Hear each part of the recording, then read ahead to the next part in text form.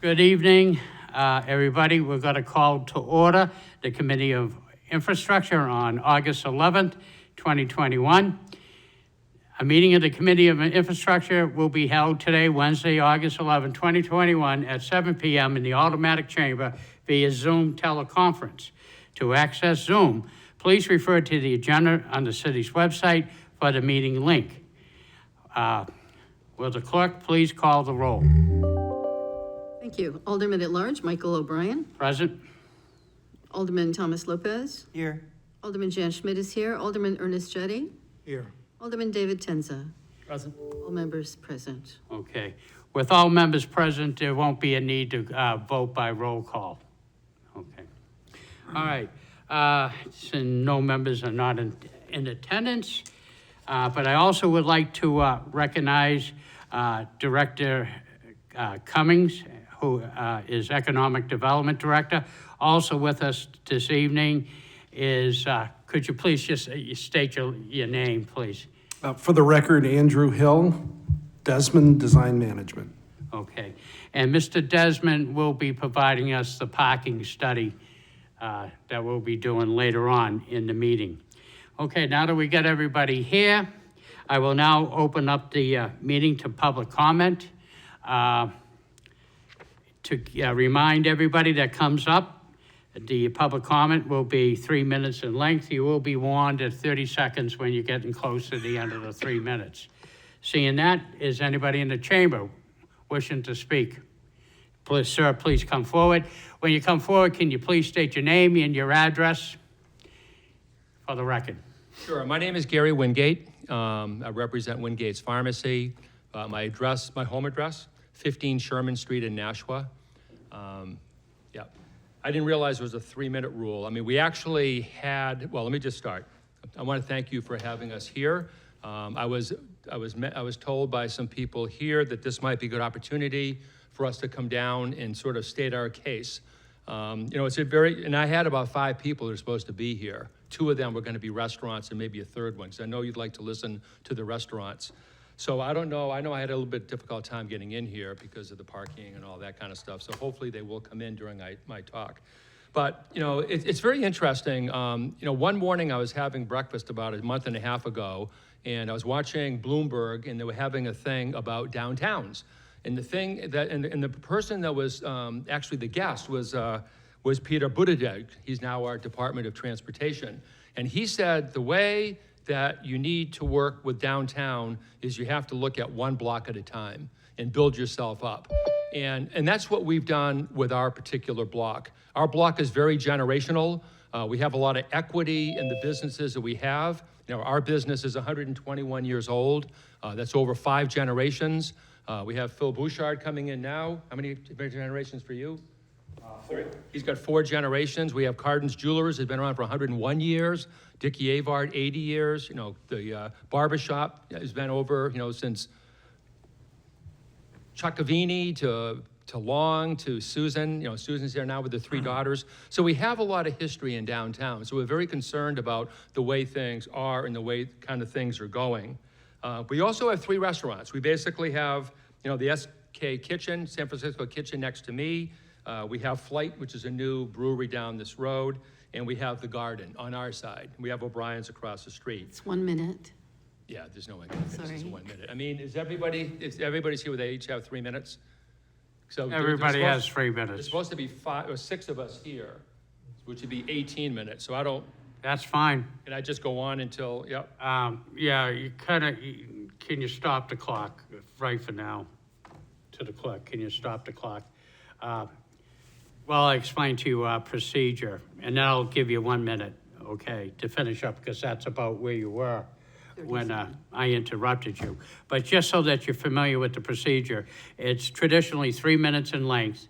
Anybody that wants to speak can speak, but they go by the same rules of 3 minutes, okay, which they will be forewarned at least by 30 seconds that they have completed, 30 seconds to wrap 3 it up. minutes and out, I can't go into their time per se.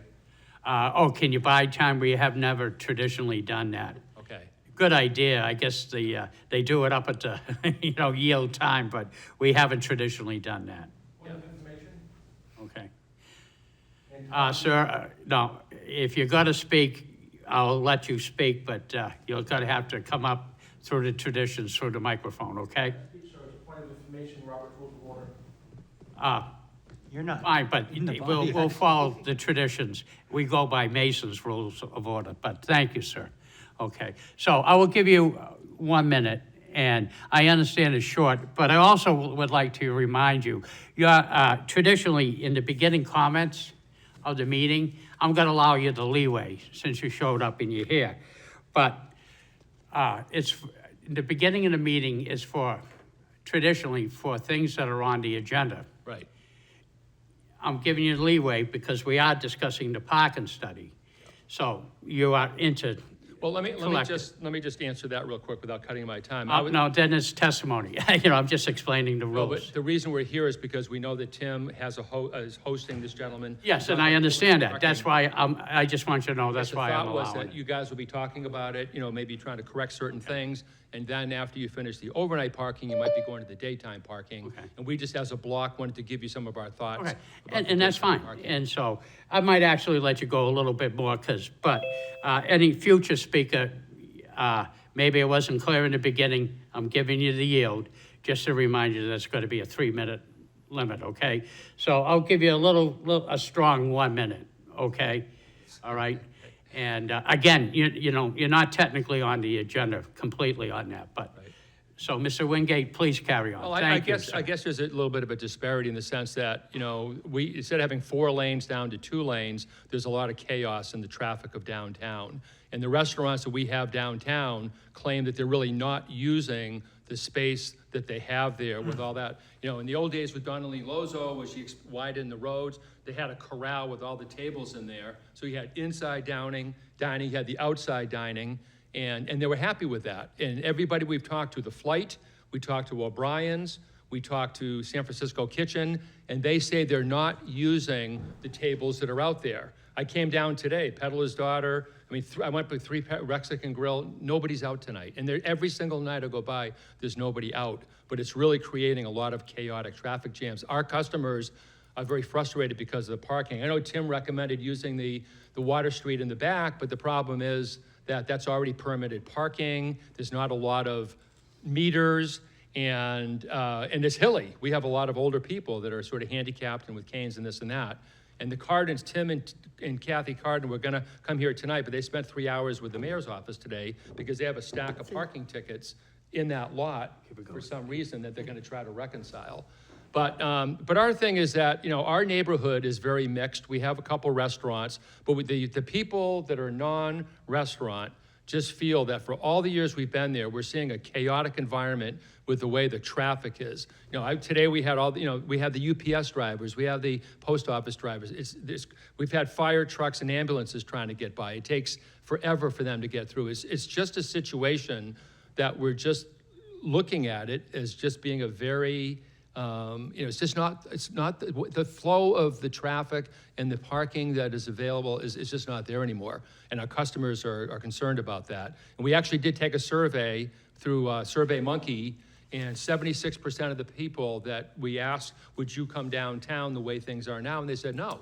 A lot of people are not coming down. And a lot of the people that were supposed to be here tonight are noticing decreases in their revenue. We actually noticed a decrease in our revenue with a lot of our over-the-counter and front store merchandise. And it's very concerning. People are, if you could be in our stores and see the action of the people, it's very disconcerting. And then when you Mr. look at Wingate, all 30 the, seconds. and when you look at all the tables that are out there, it's crazy. I know with Tim, we tried to get 2 or 3 extra spaces in front of our store, but what we got instead is one of those metal ramps that nobody uses, handicap ramps, with a couple more, tables. Those tables are never used. And then the next block, we have a coffee shop that's only open 30 hours a week, and it's usually from 7 or 8 in the morning till 2, and they have half the block. We had tried to work with Tim and the city engineer to try to have that whole block, and maybe they could park there and come back to our store. But, that particular business, we're there 65 hours a week, and we need the parking. That business is there for maybe 30 hours in the morning, and there's no reason why you have to allocate a metal ramp there with all those tables for something Mr. Wingate, that could you small. now wrap it up as close to the end of So the anyway, phase. I mean, I appreciate being here. I had about a 10-minute talk that I'd like to get into more depth. I hope that you can understand that our block is not just restaurants. The restaurants that are there actually don't want to have the tables in the street. They don't want the barricades. They want to have parking. They say that they can't get extra business because there's no parking to go to the tables that they have. And they're happy with having the old inside the way they have it. And also like in the old days where you had it corralled. You look at Martha's, you look at the Flight, you look at San Francisco Kitchen, they are corralled in with these and they're happy with that now that we're pretty much in the reopening phase. Right. Mr. Wingate, I thank you, and I also thank you for understanding our traditions of decorum within this chamber Yeah, I and wasn't everything. aware of the 3-minute rule, so. And I thank you for your testimony. Yeah, okay. Thank you. Mr. Chairman? Mr. Chairman? Yes, who's Chairman? next? I didn't take a list. Who wants? Mr. Chairman? Yes, Mr. Chairman? If I could ask the chair's indulgence, if I could ask my fellow committee members to support me in moving to allow Mr. Wingate some additional time, so that, because this is an important issue, how we've reconfigured Main Street. We're doing it for the benefit of the merchants, and I think it's important for us to hear how these merchants are viewing that. the direct answer of the chair. What I consider is the traditions of decorum of this particular chamber.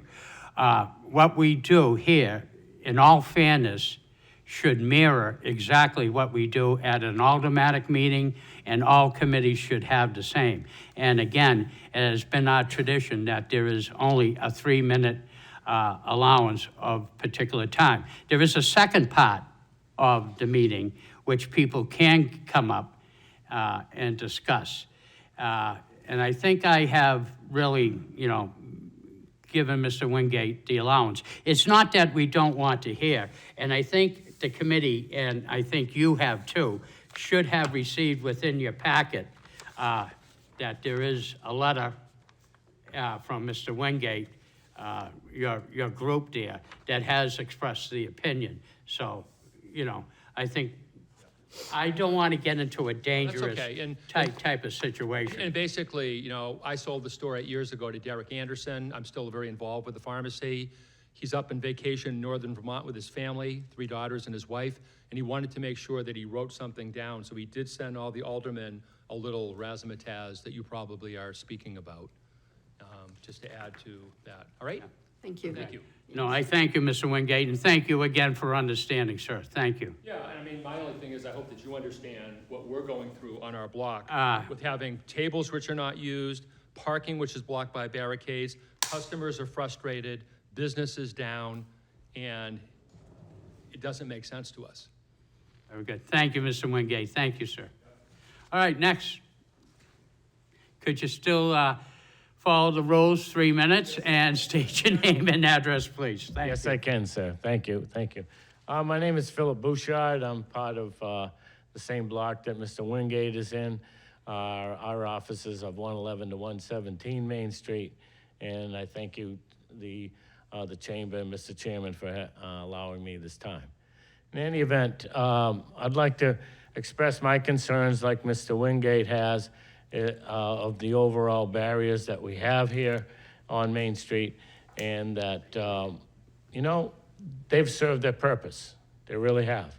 In the time of COVID that we've all been through and understanding about things, there needed to be things to be done for downtown and everything going on. My thought is that, COVID isn't gonna last forever. It's not gonna be here for all this time. And I think it's time for us to rethink our posture about this, not only concerning the traffic issues that we have downtown with relation to the crowding of parking, and also the time allowed just to give, even for our employees in this area, in the retail people that we have, to just trying to leave at night at 4:30, 5 o'clock. Rather than go through one light, you have to go through 3 or 4 lights to get out of town. Why? Because barriers are there. Barriers are, consuming all this time and everything for us. I understand that, okay? And it's a time period that we all went through.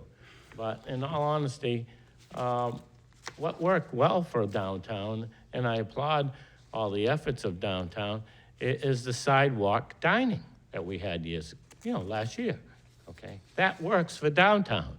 Why do we need to get out in the streets and perform this extra amount of traffic barrier, okay?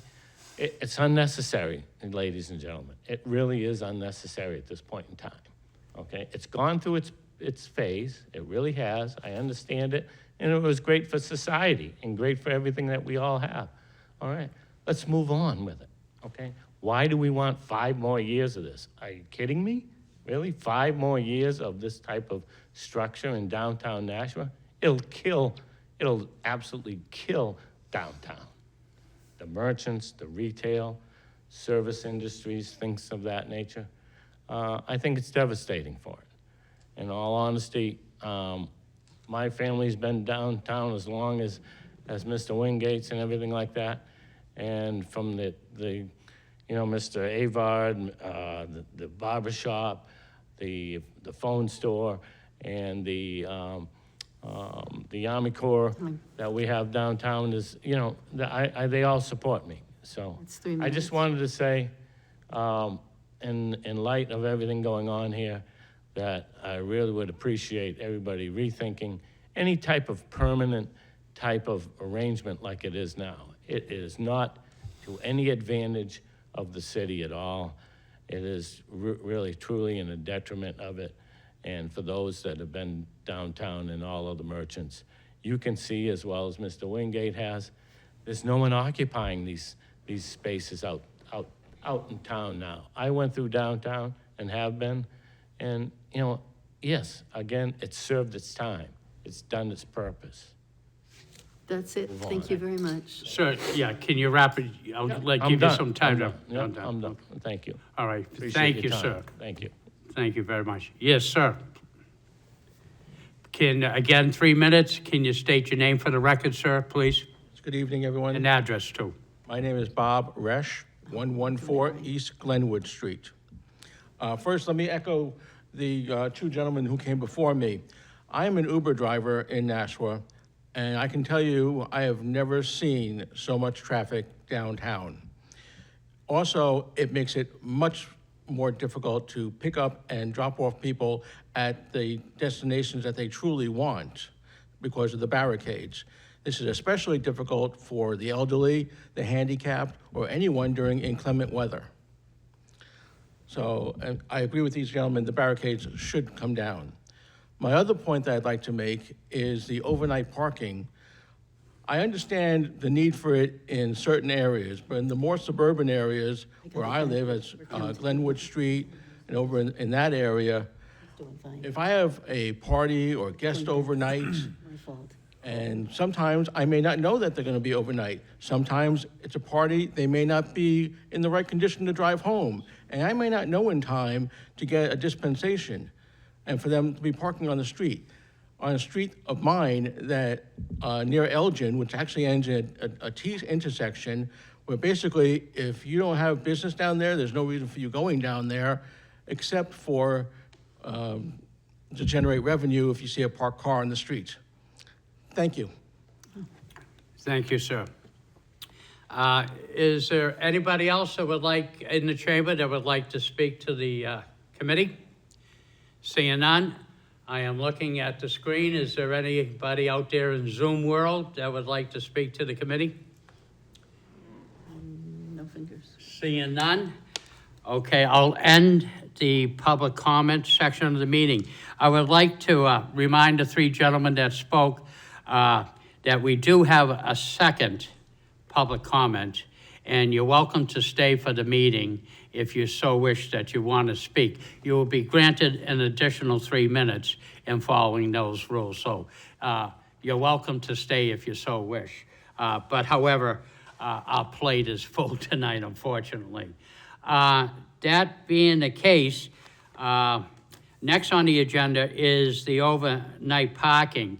I feel right now that we do have some work that we need to get straight through, and to properly discuss the overnight parking, I'm gonna move that without exception to the back part of the meeting, and we'll get some of our work done, and then we'll be able to devote the time to properly to the parking study. So without exception, we will do that. Seeing none, moving to communications. We have Derek Anderson, Farm RPH, Extended Dining. Well, first, if I may, first would be from communications from Director Cummings. Thank you. You're Economic Development Director, Tim Cummings, report on overnight parking. Thank you.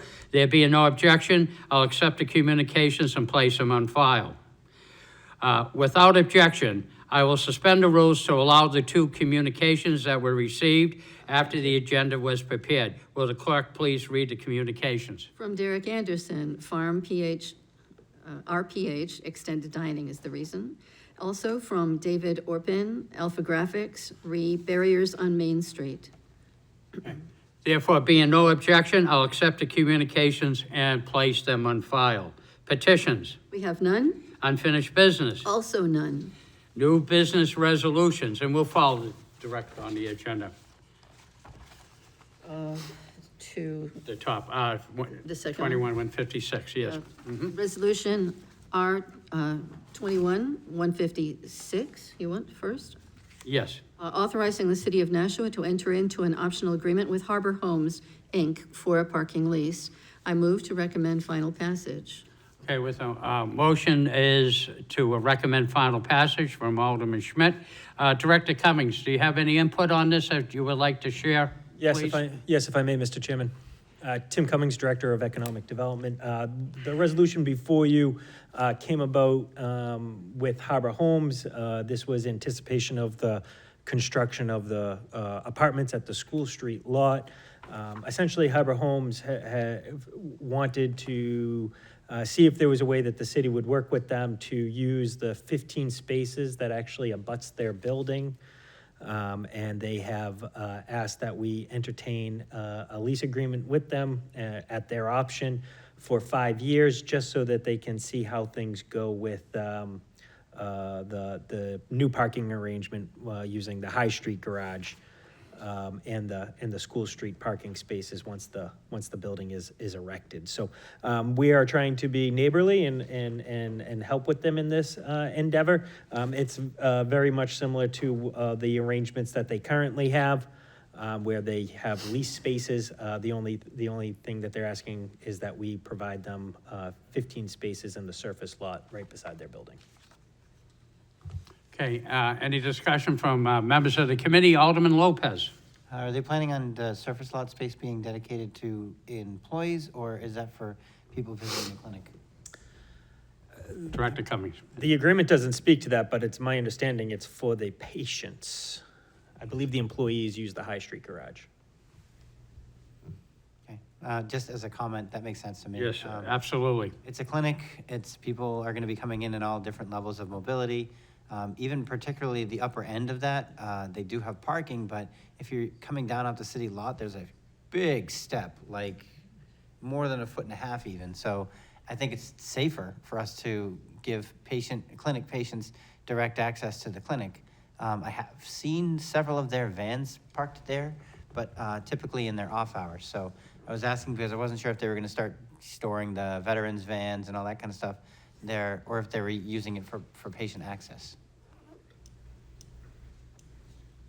Okay, thank you, Alderman Lopez. Is there any other member of the committee? All set? No more.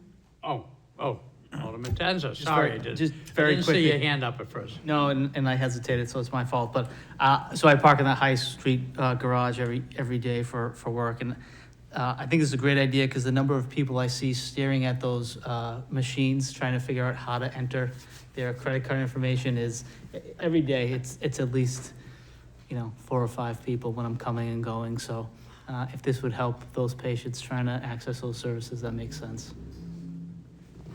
Very good. Alderman Clee. Thank you, Mr. Chair. Director Cummings, I was trying to look, is there a time frame? So is this like a 6 to 6 p.m. or is it 24/7? Those lots are leased to them. It is only during the traditional like 7 a.m. to 7 p.m. time period, and then non-peak times, if you will, it'd be open to the public. Thank you.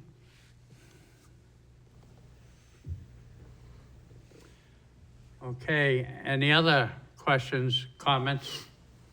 I will now call the vote. All those in favor signify by saying aye. Aye. Anybody with a nay? Motion carries. Will the clerk please introduce the next referendum?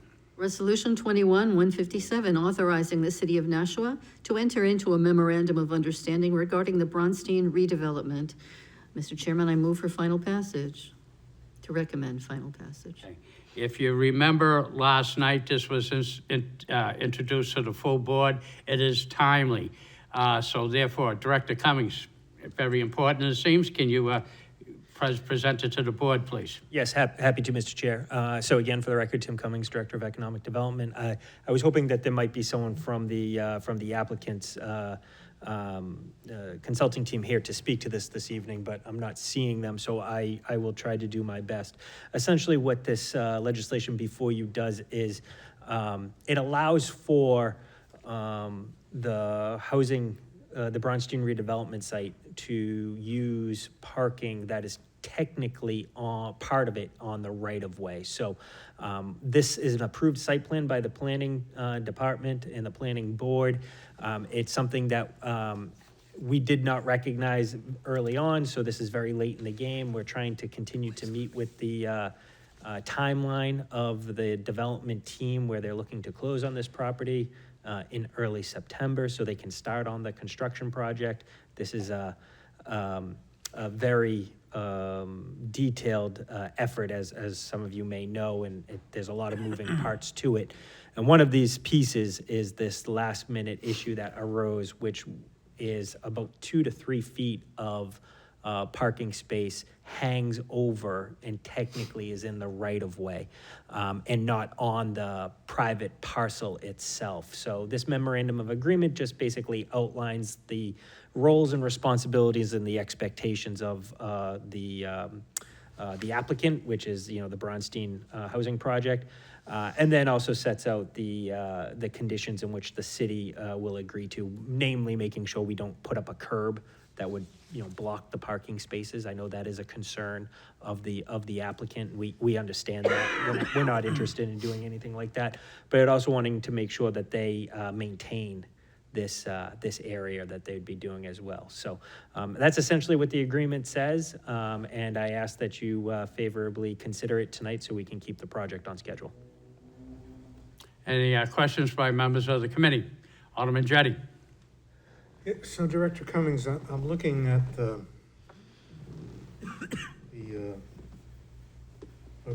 agreement. Forget what the title is. I'm kind of scroll down here. I'm looking at the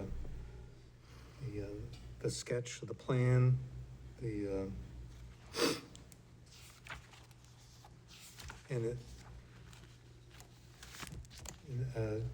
so we're all on the same page. Does everybody see what I'm talking about? There's a. Could you tell us at the what bottom page? of the agreement, there's a It's the yellow. plan, There's 52 and there's, pages. the plan shows, there's some stuff that's in yellow. Mm-hmm. Can you, looking at this, so the parking is gonna be perpendicular to Myrtle Street?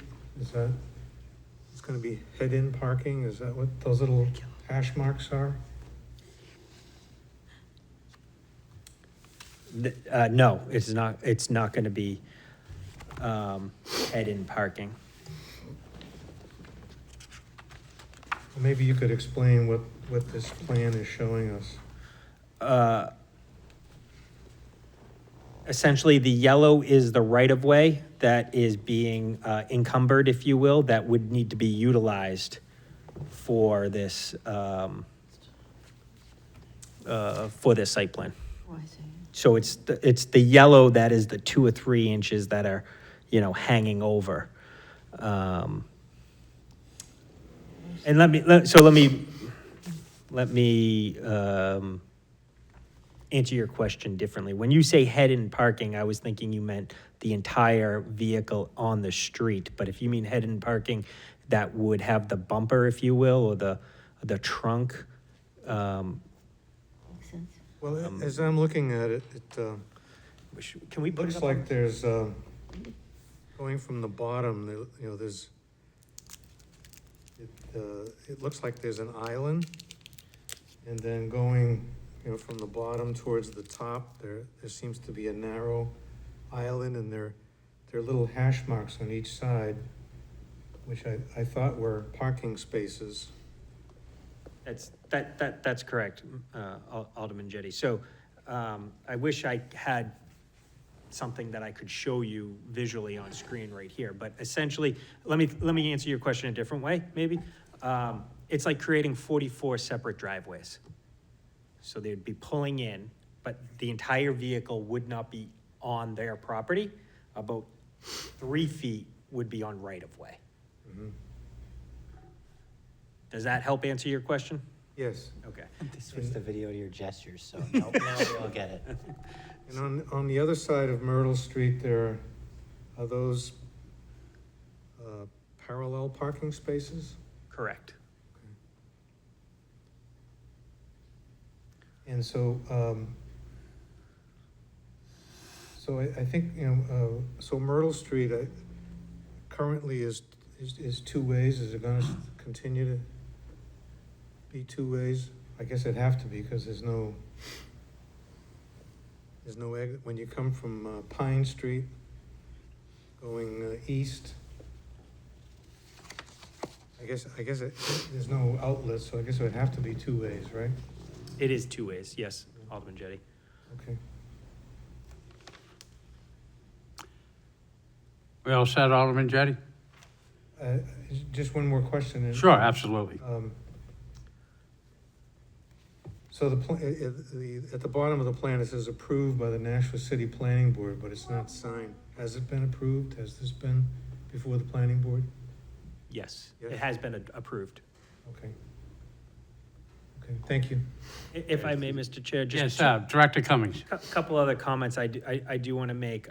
One, I'm hoping, and what we've encouraged, that this is just a temporary solution. Ultimately, what we would like to do is see a discontinuance, which is a process that we would recommend unfold in the coming months. I understand that that's not advantageous at this time because it would require a timeline that it just doesn't meet the needs of the applicant, which, we understand that. So that's why we developed this measure. And then in addition to that, I want to make sure it's clear that there's, along with this resolution with MOU, there's a couple ordinances that actually go along with this resolution that you'll hear this evening a little bit later on. And that's really just to be able to effectuate this agreement here. And it's just house cleaning matters that if this body decides to adopt this memorandum of agreement, essentially our ordinances would read appropriately. So I just wanted to make sure I was clear on that, or had a chance to point that out. Thank you. Any other comments, questions by members of the committee? I would just like to add my 2 cents, if I may. I'm very excited about this project. It's one that is definitely needed by many of our citizens. As we know, of what the rate out there for apartment rental and everything else, and it's time that has come, and what I see several buildings, I think we're going to have a very worthwhile project. Seeing no other further comment or questions, Alderman Lopez, you're under the wire. Go I ahead. didn't want to stick my hand up while you were talking. I was very excited to see some on-street overnight parking endorsed by the mayor and his staff, and the opportunity to move that forward in this committee. And I'm somewhat disappointed that it's only temporary, but still progress. Any additional? Could I just- Alderman Jettie? I didn't hear you. You lowered your voice at the end. What did you say? I said, still progress, kind of. He's giving me a hard time. Okay. There's some tabled items on this particular agenda that I would love to also have the same attention to. I noticed that. I was wondering if all those overnight ordinances that are on the table would be removed. Maybe. Let's see what this study says. That's right. That's right. Who says we're not having a good time? Okay, I will call for the vote. Okay. All those in favor signify by saying aye. Aye. Nays? The ayes have it. Motion passes. New business ordinances. Ordinance 21-068, moving the location of no parking zone on the west side of Concord Street at its intersection with Mount Pleasant Street. Mr. Chair, I move to recommend final passage. Okay, the main petitioner for this ordinance is Alderman Clee. Not being a member of the committee, you couldn't, I would have recognized you to introduce it, but I gave it to our clerk. And also for the record, Alderman Clee has been at the meeting since its beginning, so if the record can show that, and can the clerk note it too. So I apologize, Alderman Clee, but anyways, would you like to speak to your motion? I would love The to. president is also here. I was just going to say. Oh, yes, and I would like to President record. Anybody else? Yes. She's sitting in the Thank you. wrong We also seat. have Board President Alderman Wilshire also was with us since the beginning of the meeting. So when this is transcribed, please record their presence. Thank you. Thank you, Mr. Chair. Yes, this was brought to me, actually, I'm thinking last summer is when we kind of started this process. Mount Pleasant Street is a one-way that goes from Manchester Street to Concord Street. And the issue is that the people that live at the end, if they want to take a left, the only way they can do it is to come out of Mount Pleasant and cross over Concord Street. Once the Red Cross building changed hands, those parking spaces that were right in front there started getting used constantly. And the residents on Mount Pleasant Street were finding it very difficult to safely get out onto Concord Street. So through Public Works and our street engineer did incredible jobs and went out, did measurements, looked for line of sight and so on. And in doing so, they realized that this in fact was the case. So we came in and we changed it to 25 feet, I believe, was what it was on the, I want to say the right side. I am directionally challenged, so I apologize for my east, west, north, south. I'm going to say on the right side of of Mount Pleasant Street was 25, and on the church side, which is on the left side, it was 50 feet, and there were some reasons for that particular thing. I think it was also a line of sight issue. That was done, that was accomplished, we put it through, and then what happened was when the residents, in between time, we had temporary parking notices up there, which were bigger than the 25 feet and so on. The residents were very happy, but then once the 25 feet was truly measured, and the oddity about measuring this is that you make a 90-degree angle, and that has a rounded corner. So it's literally less than 25 feet truly of being able to see on the corner. So when the residents started pulling out, they realized the same thing, especially if there was an SUV there, they had less sight than that they were having when the temporary were up there. So the street engineering met with the residents as well as myself, came out, looked and agreed that yes, in fact, we did need to move this a little bit. So they've kind of added space to this. So that's why this is actually kind of coming before us again so quickly. We're just increasing that space to give them more safety. Right now, there are temporary, I guess, I want to call them horses or whatever you want to call them, but that are stopping people from parking there, and the residents have been very happy. So we just want to put this into, literally just move the no parking sign a little further. I think it's a true safety. I stood out there. The problem is Concord Street has a 30-mile-per-hour speed limit, and I very rarely see anybody do that. I can tell you I do, and I get a lot of horn honking and a lot of people trying to pass me and so on. So it is a straightaway, and it's very dangerous because they're coming up from over the hill on Library Hill, and they're just speeding. So I'd like to see a favorable passage of this tonight. Thank you so much. Thank you, Alderman Clee. Any questions by any members of the committee? Alderman Chetty. So, I'm looking at the ordinance, and it says that we're changing, no parking whatsoever on Concord Street on the west side. So as Mount Pleasant goes east, correct? I don't know, I'm so sorry. It goes It goes- from yes. Manchester to Concord? Right, yes. So that's east. So on the west side of Concord Street, so as you come out of Mount Pleasant, this would be on the side of the street closest to where you're coming from, Mhm. right? And then it says, currently it says from Mount Pleasant Street north for a distance of 50 feet. So that would be as you're looking to the left. Right. And you want to change it from the left to the right? No, I should, okay, so the south. South is going towards Main Street. Right, so now I'm confused as to why they did it this way. We may have to amend this. Having you too? Yes, and I apologize. The north side of it, where the church side is, that one, the street engineer told me needed to be 50 feet. And offhand, I'm blanking as to what their reasoning was for it. But that had to be the 50 feet. On the opposite side, on the south side, we had it set for 25 feet, and I think this is where the mistake is. Yeah. Because that side is going to now be 45. Ah. So that the south side is going to be 45.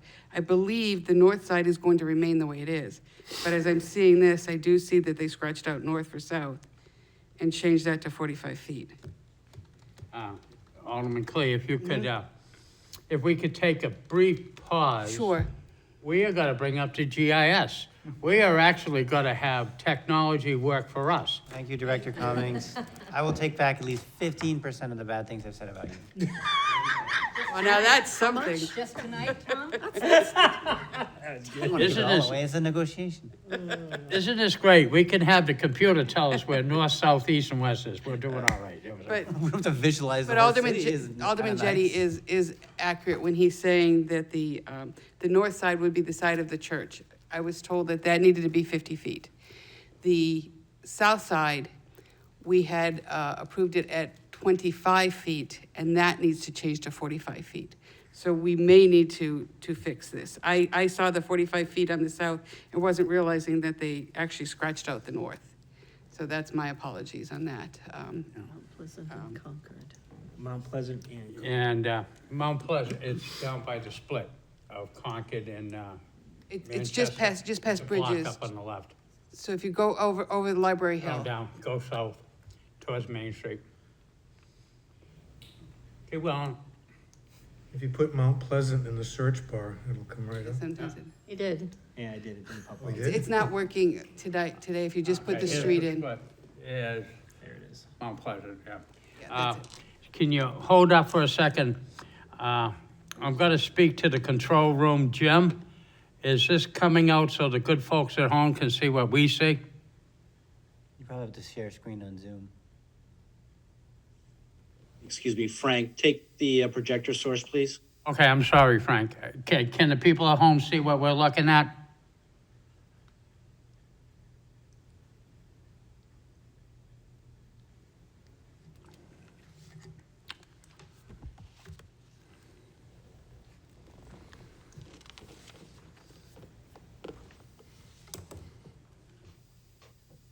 Alderman O'Brien, this is Alderman Dowd. Yes. No, we can't see it. You have to share screen on Zoom. I can do that. Okay, we're gonna share screen. We're catching up with technology here. Thank you, Alderman I Dow. have muted the person trying to help us because National Committee is muted. Always forget that step. How about now? You might want to ask me. Alderman Dow, can you see it now? Yes, we can. All right, thank you, Alderman Dow.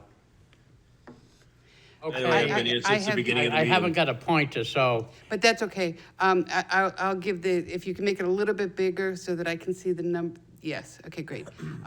So I have the original email that went to legal. And it says, we need to revise section 320 to 69 of the revised ordinance, no parking on certain streets as follows. Name of street, Concord Street, side west, from Mount Pleasant south, a distance of 45 feet. So this is how it should read. So I don't know if we're gonna need to amend that. I'm gonna ask the president. well, That was what the original email. if I could help out, Alderman Clay. To this? So we should amend it to read this. Okay, Okay, did you, measure. There's the measuring tool, because this right? was going to be one of my questions. I haven't used that in a long time. Unfortunately, as chair, we did not get any follow-up from our friends in Public Works and everything else like This email that. is from Mr. Husband. Yes, to- it's not in the packet, so, Okay. maybe you might have, but unfortunately, and it's no reflection of you, I'm just saying, and no reflection of Mr. Hudson, but what I'm just saying, we didn't receive it. But if Mr. Hudson, Husband, sorry. yes, if Mr. Hudson knows what we're talking about, Oh, I see. I feel confident, you Yes, know what I mean? it's Mr. Wayne Husband. Oh, Mr. Wayne Husband. He's the one who Excuse me, sent thank you. he's the one who sent the email to Dory. Okay.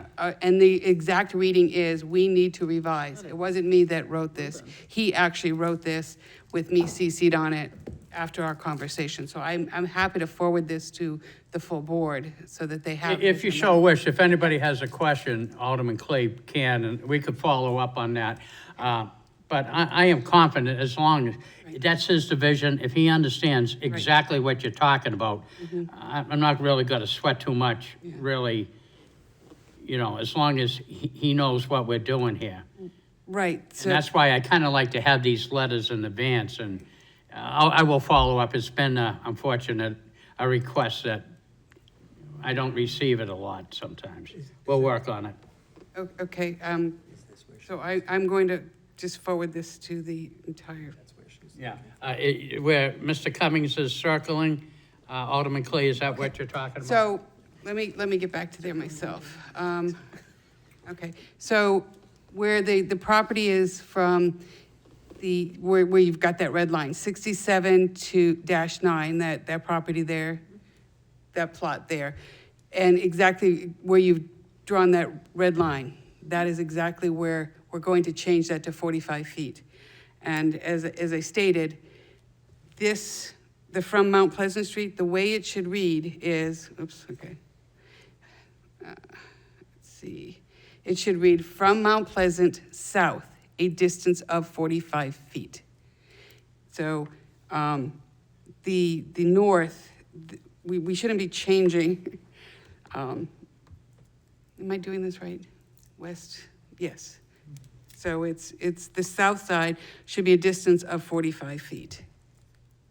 As it's reading now is correct, but it should not be correcting the north one that was 50 feet. That should still remain in play. Okay.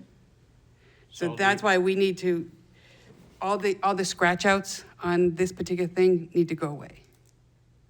Does that make sense? Okay.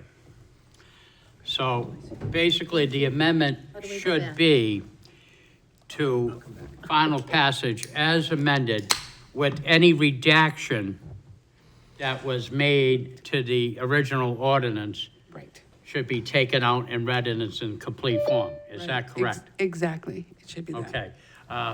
That is open to discussion. I'll consider that as an amended motion of, Alderman Schmidt, do you agree? I do. Okay. So we accept the Alderman amendment. Schmidt does agree, since she made the motion of final passage as amended. As amended. As amended. Any discussion on that motion? I have forwarded the email to the entire board, so. Okay. it's an FYI. I think it's best if you follow up. I think we got a clear understanding what you want.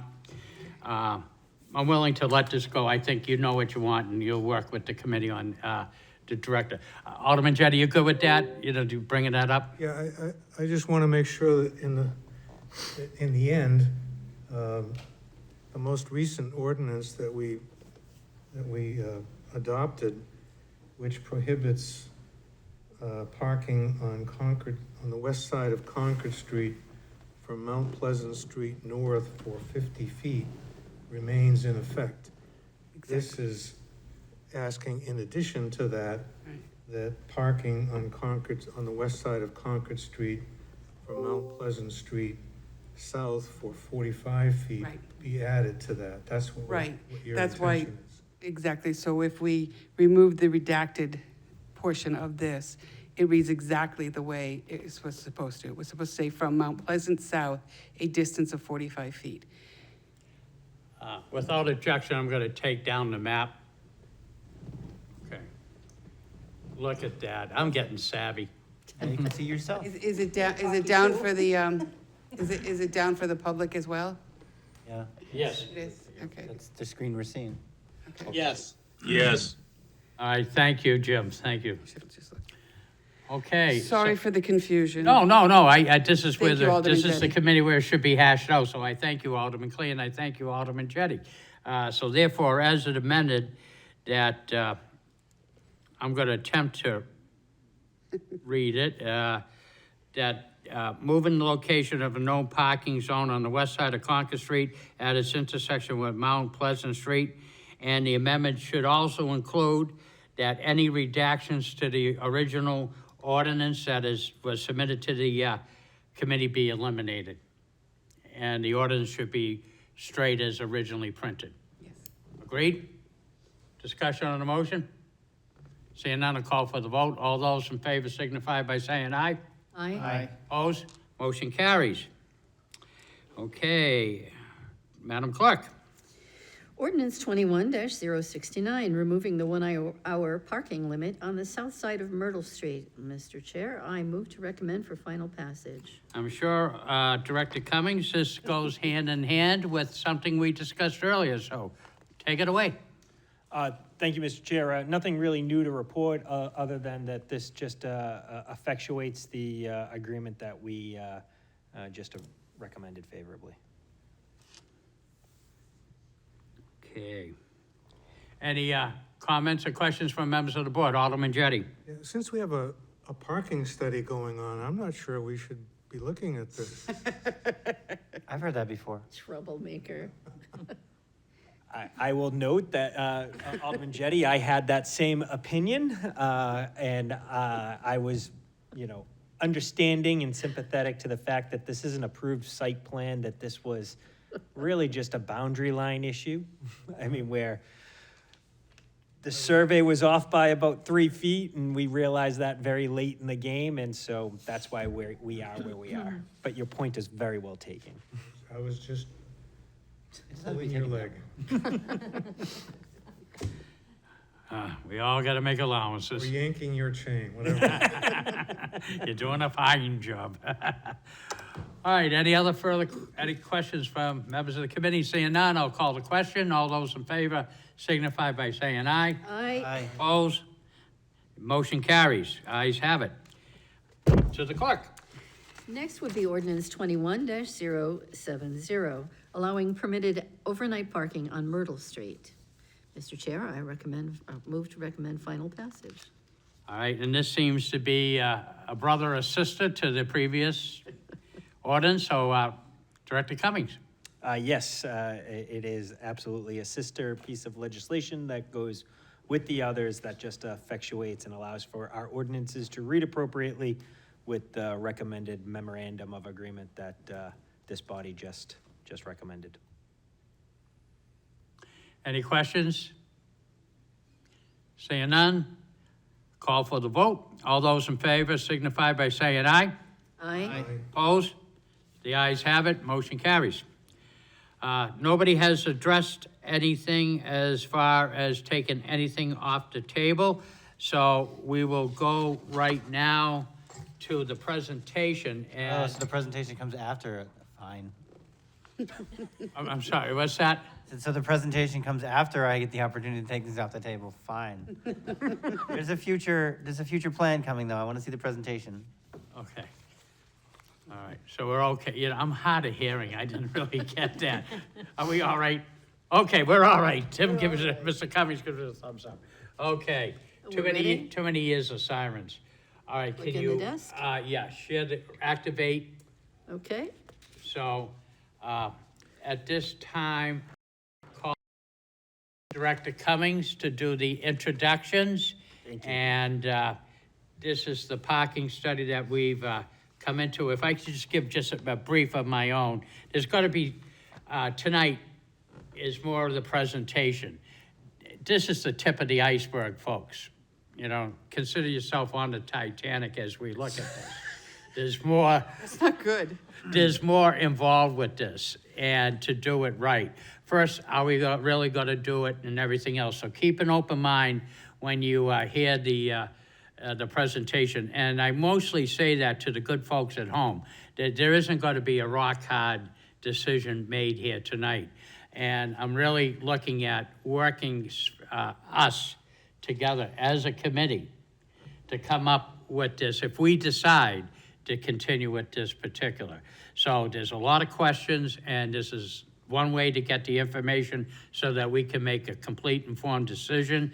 I did my segue, so Director Cummings, please. Yes, thank you, Mr. Chair. Again, Tim Cummings, Director of Economic Development for the City of Nashua.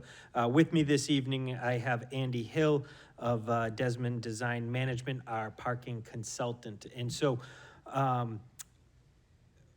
for a little background edification, about a year ago now, actually, about a year ago, I recall this because it was August of last year. I was on vacation, and a couple members of the Board of Aldermen called me and continued to yes, and President Wilshire, you were one of the members of the body that I spoke to while I was on vacation, spoke about the frustration with overnight parking and how maybe it was time for us to look at this issue again. And so at that time, what we were contemplating was having this study be part of the overall parking study that we are doing. And what I suggested is that maybe we segregate it, call out this very specific issue, and address it as a standalone item because we are holding back on the entire parking study at that time due to various issues that were going on in the world.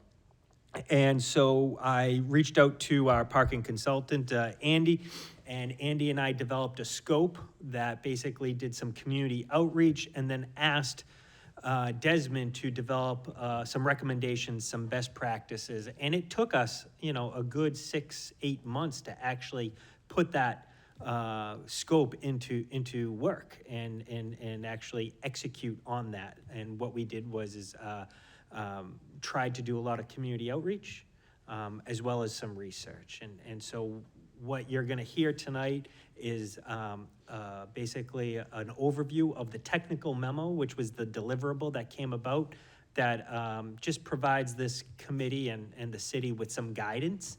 Ultimately, what Andy and I are here to do is to answer questions that you may have, but ultimately it's, this body's decision as to whether you want to actually pursue any type of legislation or whatnot. And I think, Mr. Chair, as you were referencing, that may be the follow-on conversations that may come or may not come, and that's totally fine. But what I felt it was my obligation to do was to provide this body and the city with some options. So with that being said, I'm going to hand it off to Andy, who will go through his PowerPoint, and then we'll obviously be happy to take questions at the end. Mr. Hill, welcome. Thank you, sir. The floor is yours, sir. Thank you. For the record, Andy Hill, Desmond Design Management. The hour is late and the subject is involved. So what we have tried to do is put together a fairly simple, straightforward agenda that will allow us to get to the heart of the matter, if you will, in 5 easy steps. So with that said, let's get right into step one, which is... Excuse me? Yes, I'm ma'am. sorry, I didn't mean to interrupt you, but Mr. Chair, I don't believe it's going over the Zoom. It should be Frank or Alderman Dowd. Are the people getting this? We can hear the conversation. We can't see anything if there's something being presented. Yeah. Your computer, I think, puts on that one. Pardon the interruption. That's up to Frank to switch that based on when you start talking about it. Hang on, excuse me. We've already done that. You've already done Desk. No, Alderman, please switch the source back to the horseshoe position. Switch it back to the horseshoe? Yes. Okay, Behind the scenes, we figured out that's why you weren't seeing what you're seeing now. okay. I got it Sharing. to the horseshoe position, but now I'm gonna activate the, Unshare your screen. That's it. The director in the control room will put for the public when it's time. okay, It's time. Time. It's time. okay. Now, Unshare Unshare. the presentation, please. Yeah, see, That this intro is, again? I love technology. yeah, sure.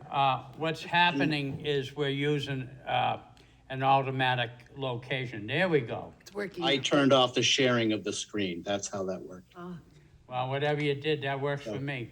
Carry on. Thank All you. right, is it going out to our friends in the public? Yes. Yes. Yes, it is.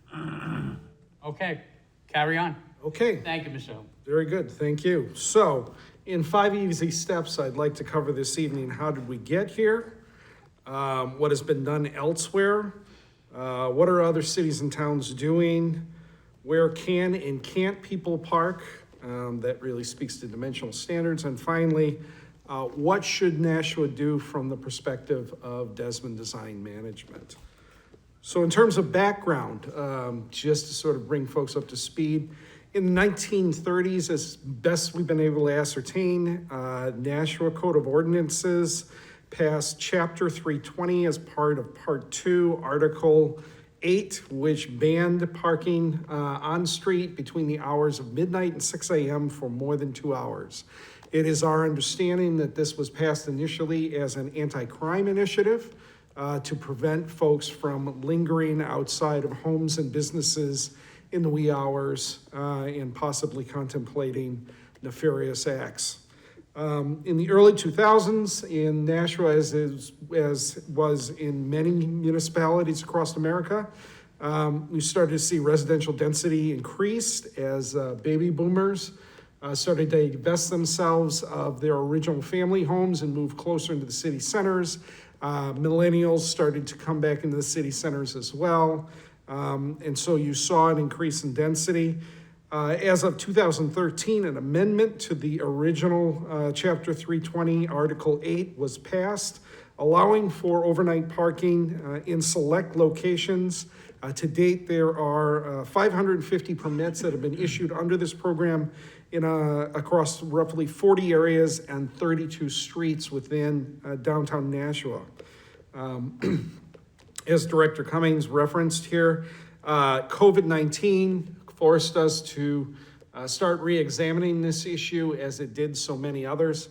From what I had heard from a lot of our public engagement, it threw this into bas relief as folks started to see a change in what their typical commuting patterns might be in and out of their houses, and then we're also confronted with having school-age children back from college or back from high school at various times when they may not necessarily have anticipated them, creating some urgency associated with this issue. As a result of that, Director Cummings reached out to me. We put together the scope and kicked off things in early 2021 with a fairly extensive public meeting schedule here. As you can see, we started in mid-January, concluded in early March. We made a point of meeting with representatives and residents from each of the wards and actually circled back to wards 4, 3, and 7 to address some additional topics that had arisen in these initial conversations.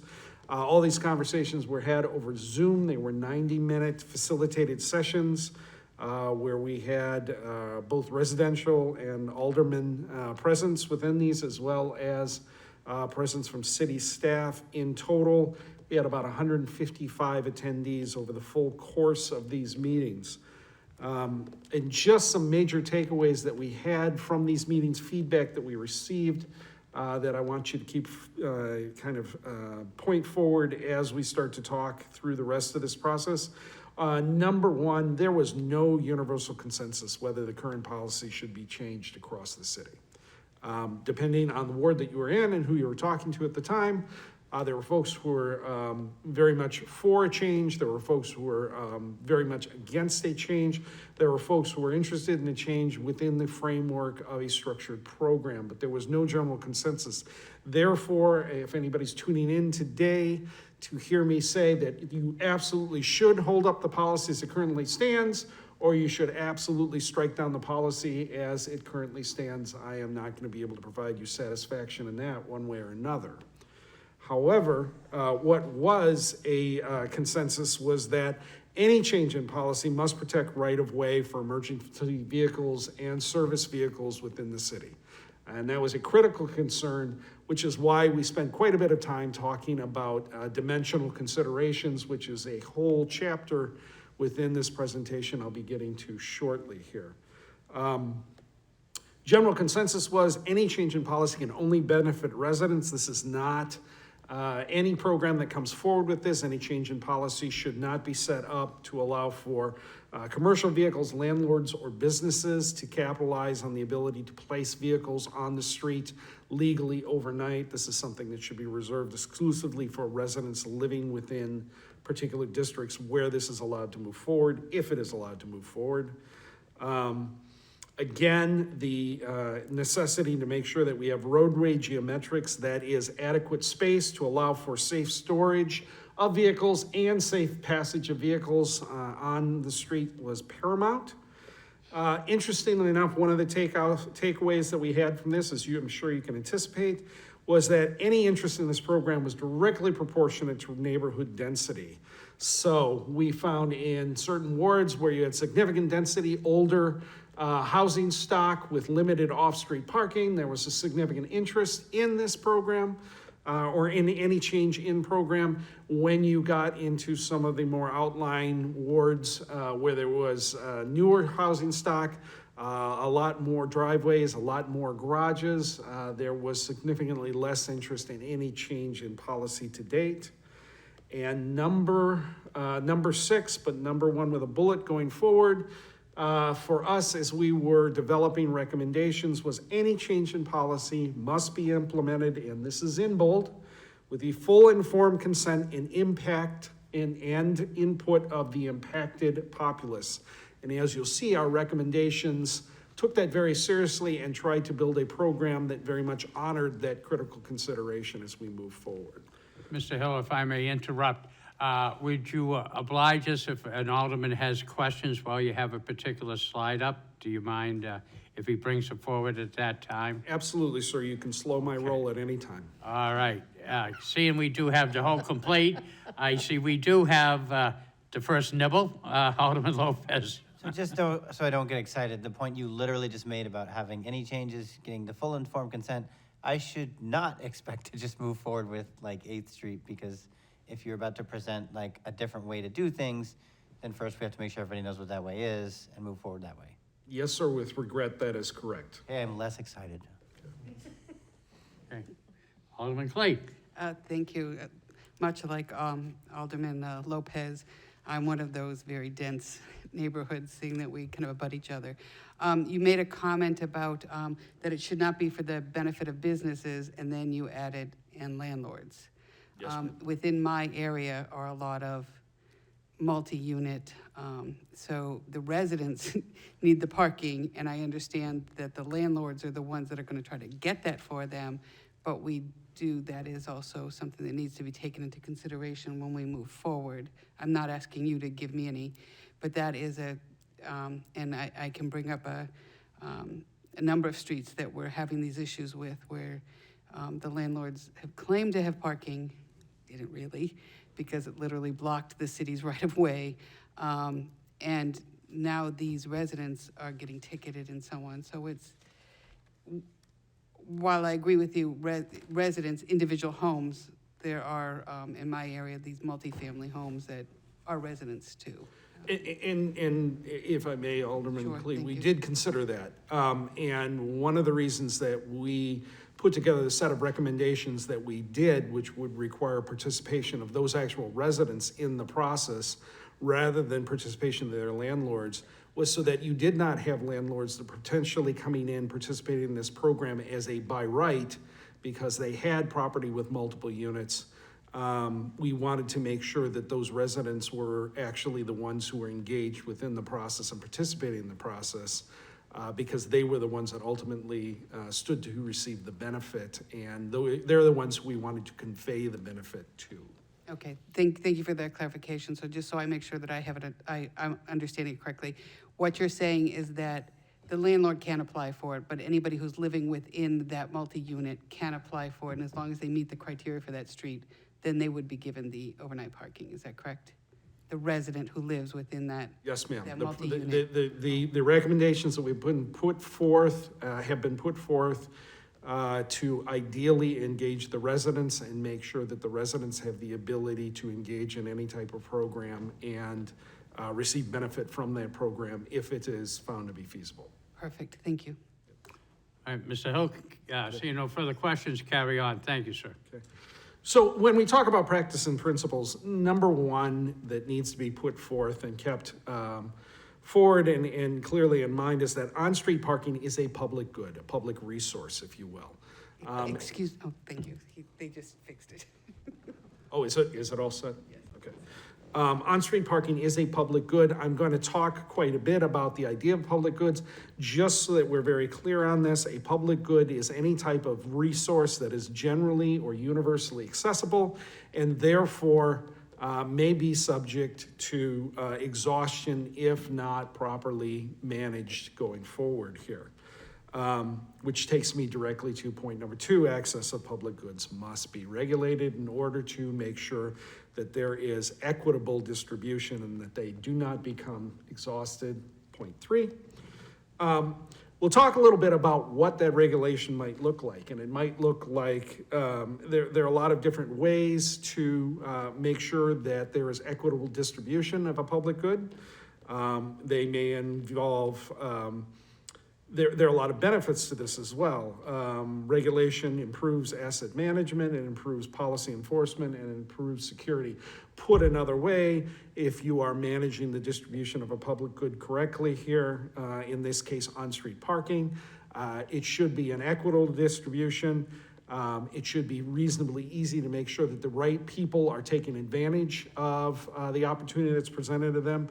And it should hopefully result in a more secure environment on the street, which was the original objective of the ban that was put in place in the 1930s. And we'll talk a little bit also about what that regulation may look like. And there are three primarily ways that you can regulate access to a public good. One is natural competition, and I'm going to provide you with an example of that in just a moment. One is prescription, which is to say only take one or two or three. We have Halloween coming up shortly. Virtually everybody has engaged in prescription at some time or another as they're holding a bowl of candy out to children because CVS closes and they are completely bought out. And then the third one is pricing, and I have a rather striking, but hopefully not controversial example of how pricing has been used to change behavior in another context. So one of the things that we talk about when we talk about public good and regulating access to public good is an economic principle called the tragedy of the commons. And you have a set of four images standing in front of you. Most of the time when you talk about the tragedy of the commons, folks think of the image that is in the upper left-hand corner. I believe this is Griffith Park in Los Angeles. Interestingly enough, I did a little bit of research on this. All of that trash, et cetera, that you see strewn over there, that is the detritus that is left over from a concert to promote environmental awareness. So if you wanted to put irony in as a clause underneath this, that would be absolutely appropriate. But this is a prime example of where you have a public good, i.e. this public space, that has been subject to use or abuse because of a lack of regulation, if you will. Most of the time when we talk about commons, the first thing most of us in New England reflect to is the town common that exists usually within their town center. I work right down the street from the Boston Common, and I was intrigued to find that when that first came to be, it first came to be a public grazing ground for people who lived in and around that area during the colonial era. And that is the classic example that's brought forward initially as people started to move around that grazing ground and bring their sheep and other livestock out to graze. There weren't that many of them. There was a lot of ground, and therefore there was no need for regulation. As more people started moving in, there was more grazing. Fairly quickly, the town fathers realized that the entire area was getting grazed out as far as that goes, and that there was some sort of regulation that was required in order to make sure there was equitable distribution and access to this public good. At this point in time, I believe that grazing is not an issue on the public common, except for very rare cases as far as that goes. There's actually a goat downtown all the time. There are goats here. Okay, great. Well, you've got a classic example then.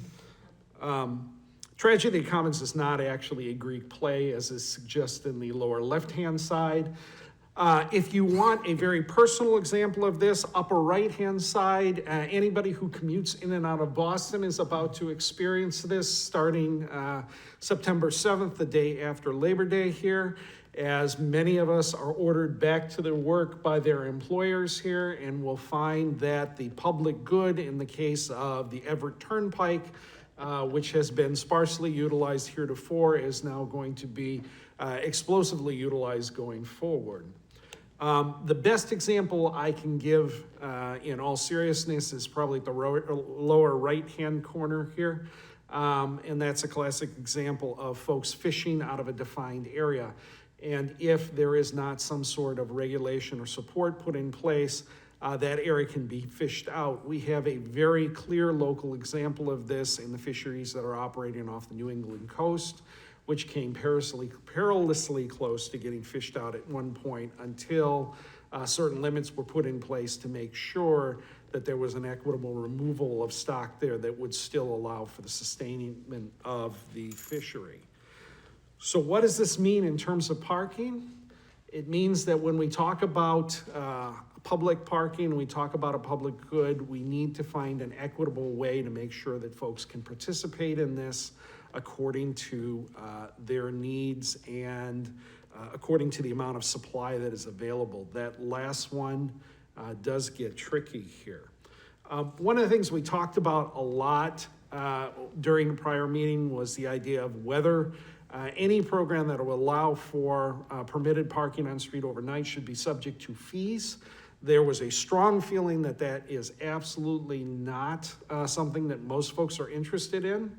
But I'm going to persist with the thought that it's something that bears consideration going forward. And it bears consideration going forward because I've been doing this for 22 years, and I will tell you from experience, the number one thing that will cause a change in parking behavior is assessing a fee associated with that particular behavior. And if you want to see the impact that fees might have, another behavior you can look at is smoking. Now, I am not trying to link smoking with parking. One is aberrant and a public health risk. The other one is very often something that's necessary to sustain commerce and life within a particular area. But both of them are behaviors which are high recidivism rate here that sometimes require some sort of changing. So we all know that cigarettes are bad for you. We've known this since C. Everett Koop started raising the alarm back in the 1950s and 60s. But if you look at the red line on your screen, you'll see that the rates of consumption of cigarettes continued to climb and climb and climb through the mid-1990s before they started dropping precipitously off. And interestingly, they started to drop off as shown in the blue line, the price per pack started to go up. Now, the thing that's not made clear here is that price per pack actually was influenced not necessarily by changes in the distributor or manufacturer's requirements, but rather the addition of taxes in order to cut down on consumption and make those less appealing here. So as I talk about the introduction of pricing as we go along, it's really a two-prong role. One prong is essentially focused on making sure that we put together a solution that we believe is both a politically and fiscally sustainable, two critical considerations for every municipality, and one that can also be but then one that also creates a disincentive for folks who might be inclined to abuse an opportunity if it's presented to them. So, whenever we talk about any type of change in public policy, the number one question our clients often ask is, what are they doing in other places? We went out and looked at 10 other communities that we felt were roughly comparable to this community here. We'll go over those in just a minute, but just headlines from that analysis. Of the 10 comparable communities we looked at, only one other one had a blanket prohibition on overnight parking. That was West Hartford, Connecticut. Every other community we looked at did not have a blanket prohibition. 2 of the 10 programs did have a program specific to overnight parking. 7 of those 10 municipalities actually addressed overnight parking as part of a larger residential parking permit program, which brings us back to kind of that initial principle that this is a program that should be limited to benefiting residents as far as overnight parking goes. Something to just keep in mind going forward, Concord, Manchester, and Portsmouth all allow for overnight parking in some areas, and all of them do it within the framework primarily of a residential parking permit program. So, the communities that we looked at. Mr. Hill, we do have a question. Alderman Clay. I Thank you, Mr. Hill. Thank you so much, Mr. Chair, and thank you, Mr. Hill. The question that I have was relative to the comment that you made about the parking fees. When I read over the study, are you going to be talking about that more? Yes, ma'am. Okay, so I'm just going to wait for my question till then. Yes, ma'am. So thank you. Sorry. Carry on, Mr. Hill. Thank you. So the communities that we looked at were Albany, New York, Ann Arbor, Michigan, Concord, New Hampshire, Concord, North Carolina, Manchester, New Hampshire, Meridian, Idaho, Portland, Maine, Portsmouth, New Hampshire, Rochester, Minnesota, and West Hartford, Connecticut. Some of these clearly are no-brainer because they're proximate to our particular location. Some of them are comparable in terms of population, median income, housing density, population density, or driving share here. All of these communities were vetted with the Director of Economic Development to confirm that they were within reasonable consideration locally, communities that folks would look at and say, yes, we feel that this is an appropriate comparable to our particular home community as far as that goes. One of the things that we took away from these, as well as a comparison on the policy side, was a comparison on the geometric side. And I told you we'd get to dimensions and geometrics. We're there. And the reason that this is so critically a concern, and the reason that I am going to spend about 15 minutes talking about this is, again, that mandate that we heard is the only way we're ever going to support any type of program like this is if it is safe. If there is adequate space on the street to allow for the safe storage of a vehicle along the curbside and safe passage of emergency and service vehicles along the roadway as well. So that was sort of our number one consideration when we started out along this way. We spent quite a bit of time focusing on this. You'll see there's a comparison here of the books that Nashua, New Hampshire has on their books, the requirements that Nashua has on their books relative to the other 10 communities here. For the most part, they're comparable to what you're seeing. There are a few places where Nashua does not have some requirements that other communities ask for. Where we found those to be in effect, we went forward and made recommendations for those as inclusion into any type of program going forward.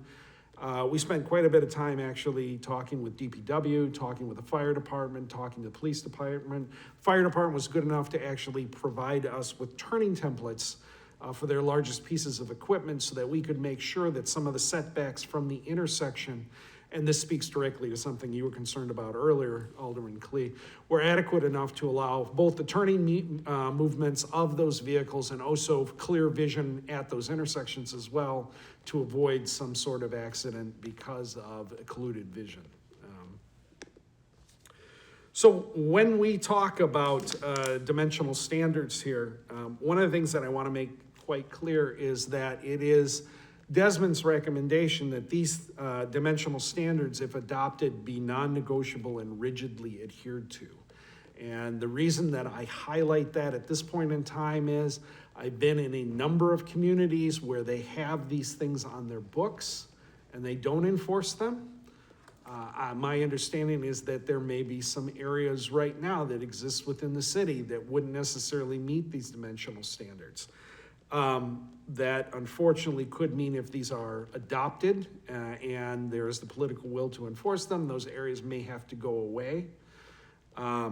We understood that in making this recommendation. We certainly would sympathize with any individual that was displaced by this, but it is also the stance of Desmond Design Management that safety, life safety, is a first priority and has to take first consideration over any other priority.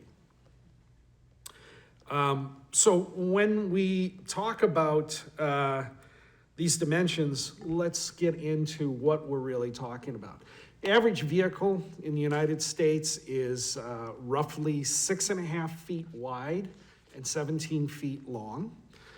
In order to have enough room on either side of that vehicle to allow for the doors to swing open and somebody to safely exit that vehicle without putting themselves in harm's way here, you really need about 8 feet of width. So any parking space that you have on street needs to be at least 8 feet wide, and you need at least 20 feet of length in order to accommodate the movement of that 17-foot vehicle in and out of that particular space.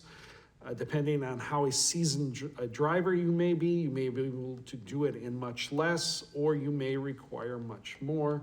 But as a general standard, 20 feet is the magic number that you need in order to move that vehicle in and out of a parallel parking space. You need to have that on any street where you're allowing for parking, and then you also need to allow for 12 feet of width directly adjacent to that in the travel lane to allow for the safe passage of vehicles. And I know that there are folks out there who are gonna say, wait a minute, Andy, you just got done telling me the average vehicle is only 6.5 feet worth of width. Do we really need 12 feet? You really do need 12 feet because the average vehicle may be 6.5 feet wide, but you have emergency vehicles and service vehicles that have to travel all of these roadways as well. And they're going to need that type of width for a fair passage going down those streets. So when you talk about— If I may, Andy, when you mentioned that as well, emergency vehicles, if a plow comes down the street, the windrow is going to be off the parking space, and thus cutting down the emergency response even more, you know, the width of the street, so. Yes, sir. We are in a winter climate, so. Thank you. And we actually do address that consideration as well. What happens when you do have snow removal activities or snow clearance? So when we talk about where can we allow parking, just as a general rule of thumb, it's a one-way street with one lane of parking on one side. You need something that has at least 20 feet of width curb to curb. If you're going to park on both sides of that one-way street, you need 28 feet. If you've got a two-way street with parking on one side, you have to have 32 feet. If you want to park on both sides of a two-way street, you have to have a minimum of 40 feet. These are the dimensions that you need in order to, again, allow for that safe storage and safe passage. When we talk about a parking space, one of the things I want to make clear is a parking space is 20 feet of contiguous and uninterrupted curb. If you have a driveway, a sidewalk, a crosswalk, anything along those ways that creates any interruption on the curb, you don't have 20 feet of space, therefore you don't have a parking space. You need to have 15 feet of clear to either side of a fire hydrant. Most folks are familiar with this. 25 feet back from a crosswalk, stop sign, or stop line. If you don't have one of those, then it's 35 feet from the edge of the nearest cross street. As a general rule, we're recommending a minimum setback of 3 feet to the side of any curb cut for an alleyway or a driveway.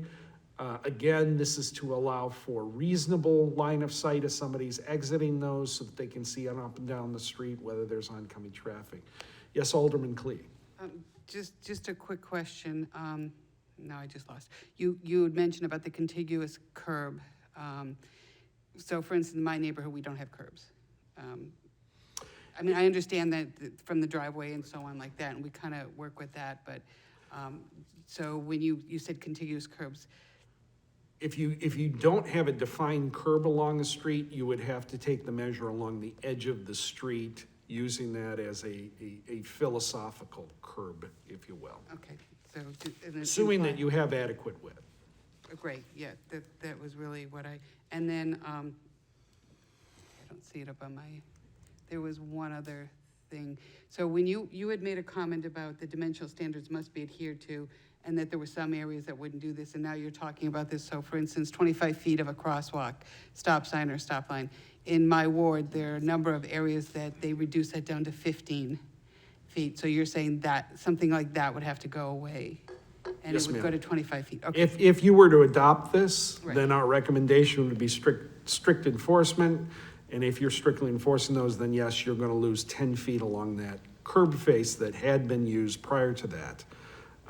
Again, the exchange on this is loss of that convenience for increased safety or safe passage. And I completely understand that, but we're gonna have a lot of unhappy people. Mr. And Deb. so if I could, Mr. Chair, to that point. Okay, yes. So it is not uncommon, due to the very reasons that you're talking about, that communities grandfather and just say, and I understand we have our expert who has to provide their professional recommendation. I can tell you that a lot of communities say, we're just not gonna make it any worse, and so then they say, going forward, we will institute these policy decisions because of the, you know, the reality of the situation is, you know, once you've given it, it's very hard to take it away.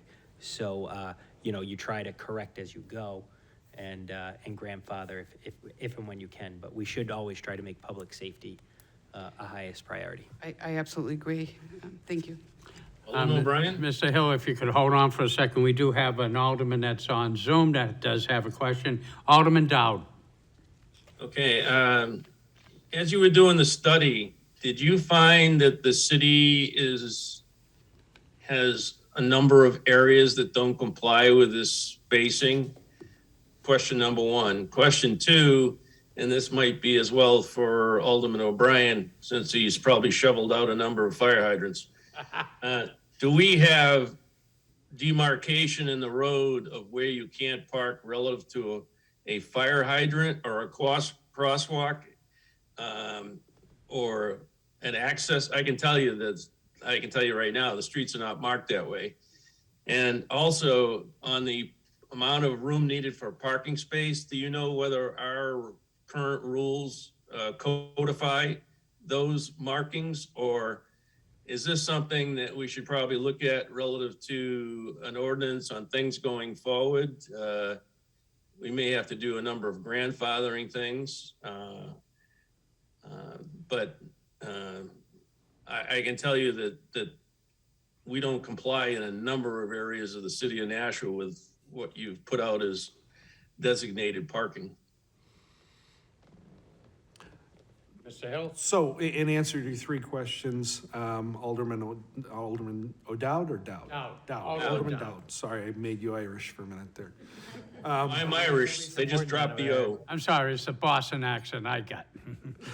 I did not do a comprehensive measure of every street which is allowing for parking in the city of Nashua right now. However, I will tell you that I did sample measurements on a number of streets, and you are correct. There are a number of areas where if these restrictions were rigorously enforced, you would have to have a reverse of policy at this point in time because you don't have adequate dimension. So that's the answer to the first question. On the second question, the standards that you have on the books right now as far as dimensional requirement for a curbside parking space are actually 9 feet wide by 23 feet long. So it is our recommendation that you skinny down your diet, if you will, for an adequate parking space based on common dimensions for vehicles rolling the streets in the U.S. at this point in time. And then answer to the third question, again, I can't speak to comprehensive measure of this, but I will tell you from walking the areas, and looking at the areas and driving through the areas, most of your hydrants are not clearly marked for the 15-foot setback as far as that goes. Ideally, what you would love to see is red markings along the side of the roadway, either the curb or the side of the roadway, indicating that 15-foot setback, or at the very least, signs at 15-foot intervals of either side indicating this is a no parking zone. However, you are in the same boat that a lot of municipalities are, where you have to be selective about where you're spending your dollars, and it is very hard to get that type of universal marking or universal signage out there without expending significant amounts of money that may be used for higher, better uses. And if I may you follow up. follow up? Mr. Oh, yes, go ahead, Alderman Dowd, I'll allow you to speak, yes. Just real quick, since I'm chairman of the Joint Special School Building Committee, do you suggest that we start our priorities on marking hydrants near schools? Because that has critical timing relative to school buildings and students. That is. Marking around fire hydrants. Yeah, that is, to be real honest, outside my brief within this engagement, but I will tell you personally, absolutely, I think that that is a good priority and one that should be advanced forward. Yeah, and if I could glom in, Alderman Dowd, you are correct. There's no real official marking of hydrants, but allow me to give you a little historical perspective. If you look at the adjacent telephone pole, hopefully, if it isn't weathered down, you'll see yellow paint on the pole and then a single line. And the line has been painstakingly measured out to how far it's on the side of where the hydrant is, and the line has been painstakingly measured how far from the telephone pole to the hydrant.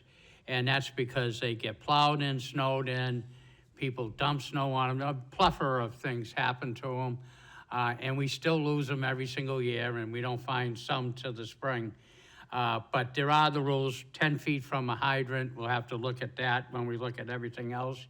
And if you park at a hydrant spot, of course, you got to get a ticket, or I can guarantee you, you'll have a 4-inch feeder line going right through your windows. So the fire will be put out, and your car won't stop it. So I recommend you follow the proper law and not park in front of a hydrant, yes. Mr. Hill. Okay. The only other recommendation that we had for geometric standard was adopted from several other communities, which require 20 feet of clearance either side of any curb cut for a fire station or emergency vehicle on the side where the curb cut exists, and then 75 feet of clear no parking zone opposite the center line for wherever that station is located. My understanding is that these setbacks and prohibitions exist so that there's adequate turning radius for that equipment when it exits that station to go about its appointed rounds. So having said that, let's get into the meat of what we came to talk about tonight, our recommended program. And some things that we kind of had front and center as we started to put this together. Number one is overnight parking is not a right. So we did not want to, across the board, say it should be lifted for, the ban should be lifted for this particular neighborhood, and let's just open up the gates and let folks go about as they may. We wanted to put some sort of structure and framework within that to make sure that there was some regulation when it came to accessing this public good. But we wanted to make sure that it was a process that was driven by constituents, because ultimately they were the ones who were going to benefit from the program, and there needed to be some consensus within their neighborhood. I will tell you, we had some fairly contentious sessions in some of the wards that we talked to here, and it was very clear to us that any program we put forward had to acknowledge that there were going to be different opinions within a particular ward, and that these may exist geographically, which is part of why we recommended what we recommended, so that we could potentially see a program put in place within a ward in an area where there was desire for that program that didn't necessarily impinge on the abutting area where there was no desire for the lift of the current ban. And again, because of that, what we really tried to do is put together a program which required demonstration of majority support going forward, and also a program which was going to be subject to some periodic review. Where we are today in Nashua is not where we may necessarily be 15 years down the road. So we didn't want to put forward something that locks you in with no opportunity for revision other than going through a very arduous process to change official code going forward. That said, some of the best practices that we put forward kind of put together some of the core rules that we have for any type of program that goes forward. Rule number one, overnight parking can only be allowed by permit in a defined zone and only in official parking spaces. And again, this really comes down to safety as far as that goes. We would recommend that if you move forward with any type of program, part of that requirement is to make sure that any vehicle that's registered within that program is compliant with all New Hampshire DOT motor vehicle rules and regulations. So currently registered, currently plated, licensed, inspected. This addressed some of the concerns that we had heard from folks about storing vehicles, especially vehicles that were non-functioning on-street spaces if that was allowed overnight. In some areas, you are potentially going to be looking at allowing overnight parking in areas where there is competition for those spaces at other times of the day. We didn't want to recommend any type of program that allows that permit as a carte blanche use of those spaces. So one of our recommendations is if you are going to do this in an area where you have commercial interests per se, that permit should exempt you from censure on the overnight hours, midnight to 6 a.m. as the law is currently written right now, but wouldn't necessarily exempt you from having to comply with posted time limit at that curbside area between 8 a.m. and 6 p.m. if that exists, or feeding the meter, or any of the other regulations that might exist in order to provide for other users who also need to access that public good at times besides the overnight, as far as that goes. One of the things that we built in is a recommendation that any program that gets established requires the permit holders to renew their permit annually. And this is really a functional consideration, but when you have folks register their vehicles, you give them a very convenient way in order to contact them if you need to in any type of emergency, snow emergency. If there is an emergency on the street, you need to clear the street so that additional emergency vehicles can get in there. You want to be able to get a hold of these folks as expeditiously as possible. Making sure that you have their most current information is the best way to do that. And the best way to make sure you have their most current information is make sure they check in once a year and provide that. Yes, sir. Thank you, Ms. Hill. It's more as a public service announcement too, but did you notice, and to the public out there, if I may remind them, many of our mast poles, lights and everything have a flashing white light, which currently supposed to remind our residents that we have declared like a snow emergency.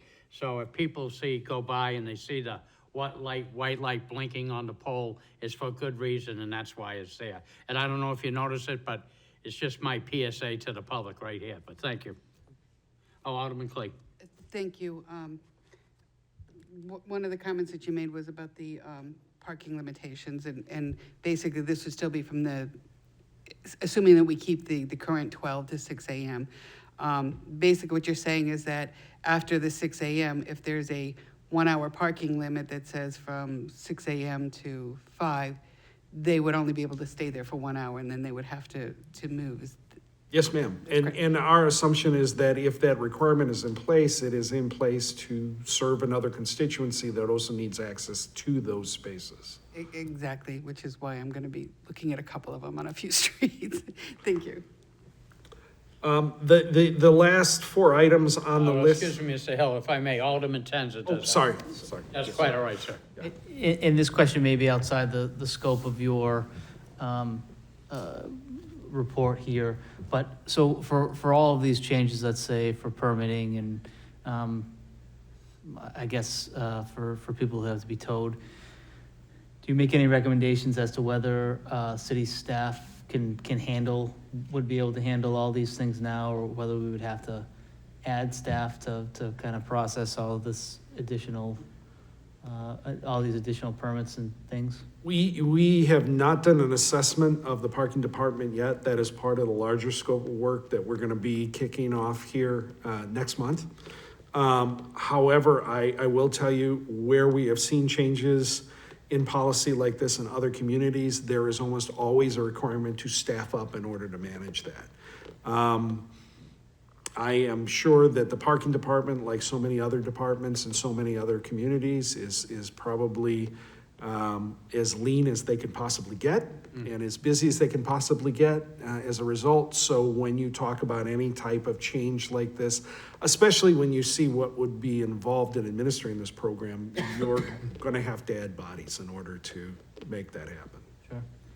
And we can't lose Jill Stansfield, so I think something like this would No, absolutely. push her She's over one- the edge, so. She did sign a lifetime Yeah, she- contract, right?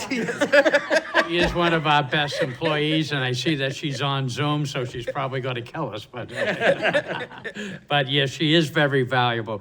But, Mr. Hill, Alderman Tenz's questions right on spot tricked my mind into something else.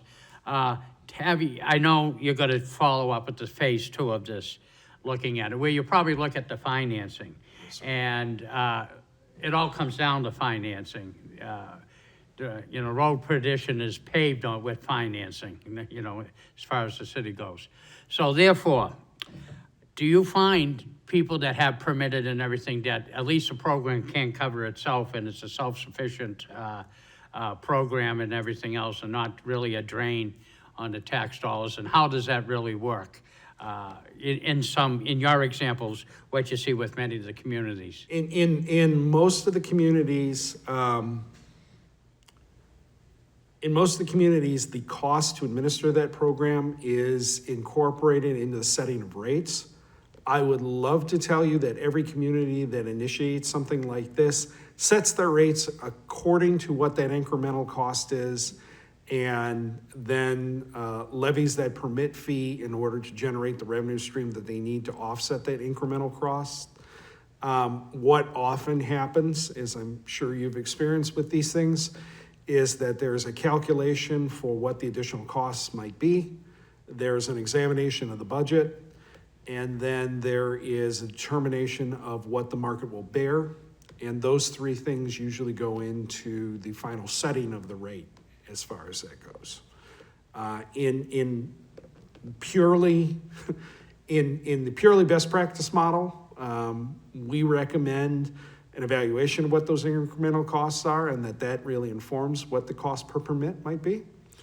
But we also acknowledge that there are other considerations out there. I will tell you that most communities, when they do subsidize the cost of the permit, if their effective programs never subsidize more than, say, 2/3 of the cost of the permit. So if it costs $100 per permit to administer, the cost of the permit to the holder is typically $66. And also, too, if I may follow up, in your studies out there, it seems like a lot of it is going to be borne by the tenants who have the cars and everything else, and the permits and everything are going to basically much of the burden with this. In your studies of many other communities, has anything referred back to the landlord itself? Most of the structures that we are dealing with in Nashua were intentioned to be 2-family homes that now have been cut up to 4 families. And unfortunately, Alderman Clay did bring up a good point that many of the kids are, within that, group there. I don't want to say kiddos, but the thing is, the tenants there seem to be younger, and they go out and they rent, and they said, hey, here's the apartment, looks great. What about parking? 10 o'clock in the morning, it looks fine. You know what I mean? After 5 o'clock, it's a different animal. And so I would be interesting, I'm not really looking for the answer now, but if there's something that other communities have done, and, you know, I'm not trying, I want to increase the density. The municipalities live on density as part of the economic, and I think we're going to refer to Director Cummings. So where is the happy medium? I would like to, you know, kind of know that. So, Yes, thank you, Mr. Chair. Actually, to answer that question, and something actually Andy helped me with, and it's the first time that I'm aware of the city of Nashua has actually done this, is it's common practice in communities that when a landlord or a commercial, multifamily project comes in and they don't want to provide the adequate, necessary on-site parking and they want to use the public parking, they oftentimes will pay a one-time, what's referred to as a payment in lieu of, part of providing the parking on site. We did that with the School Street project. I was not really sure where we should fall for a number, and it was actually Andy's advice to me last summer, last spring when we were negotiating that master development agreement, that we actually got $9,000 per space. So I think that's a very good number for a municipality like Nashua to get. And I can tell you in my previous community that I worked in, we were only getting $5,000 per space. And I thought that, the way we structured that deal would be a good model for the city of Nashua to follow with other projects as they come forward. So if someone wants to do new construction, or if someone's applying for a variance and they're looking to add units and they were looking to take advantage of the common resource of the public parking, that they would be expected to make that one-time payment. And then that would be something we could use to provide additional parking in other ways or manage the current parking that we have differently. So anyway, I just wanted to address that question. thank you. Just hold on for a second, but thank you, Director Cummings. And do you have anything else you want to add to him on that subject before I take another question? This is part of the scope of the work that we're doing for the larger engagement. We'll be kicking off right after Labor Day. Director Cummings is right. There are a lot of avenues. As a general rule, when we're advising municipal clients, we know that there is pressure to relax or waive parking requirements. And we certainly support that as a way to build use or density, but we recommend to our clients, if you're going to do that within a structured program that either allows for something like payment in lieu, to go into a fund to develop public parking within the same area to offset those pressures, or allows for those landlords to go and negotiate shared use agreements so that they don't necessarily have to provide the full content of their parking on the property, but they do have to demonstrate that there is adequate parking to support the development that they're building within the shared use of other assets within the area. And I'm satisfied. We'll put that on the pile as we dive into the deep end of this pool. Alderman Lopez, did you have an additional comment? Question for Director Cummings regarding that project. Did we get it? Is the ink dry on that, or because its status was a little unclear last night? We have a closing date scheduled for August 26th. Okay. Okay. Just want to know whether that precedent has been set and we're moving forward with a new thing, or still working on it. And if I may be excused for a moment, I want to get some water and take a little break. So Alderman Lopez is vice chair. Come on up in the hot seat, kid. And I can be the first one you call on.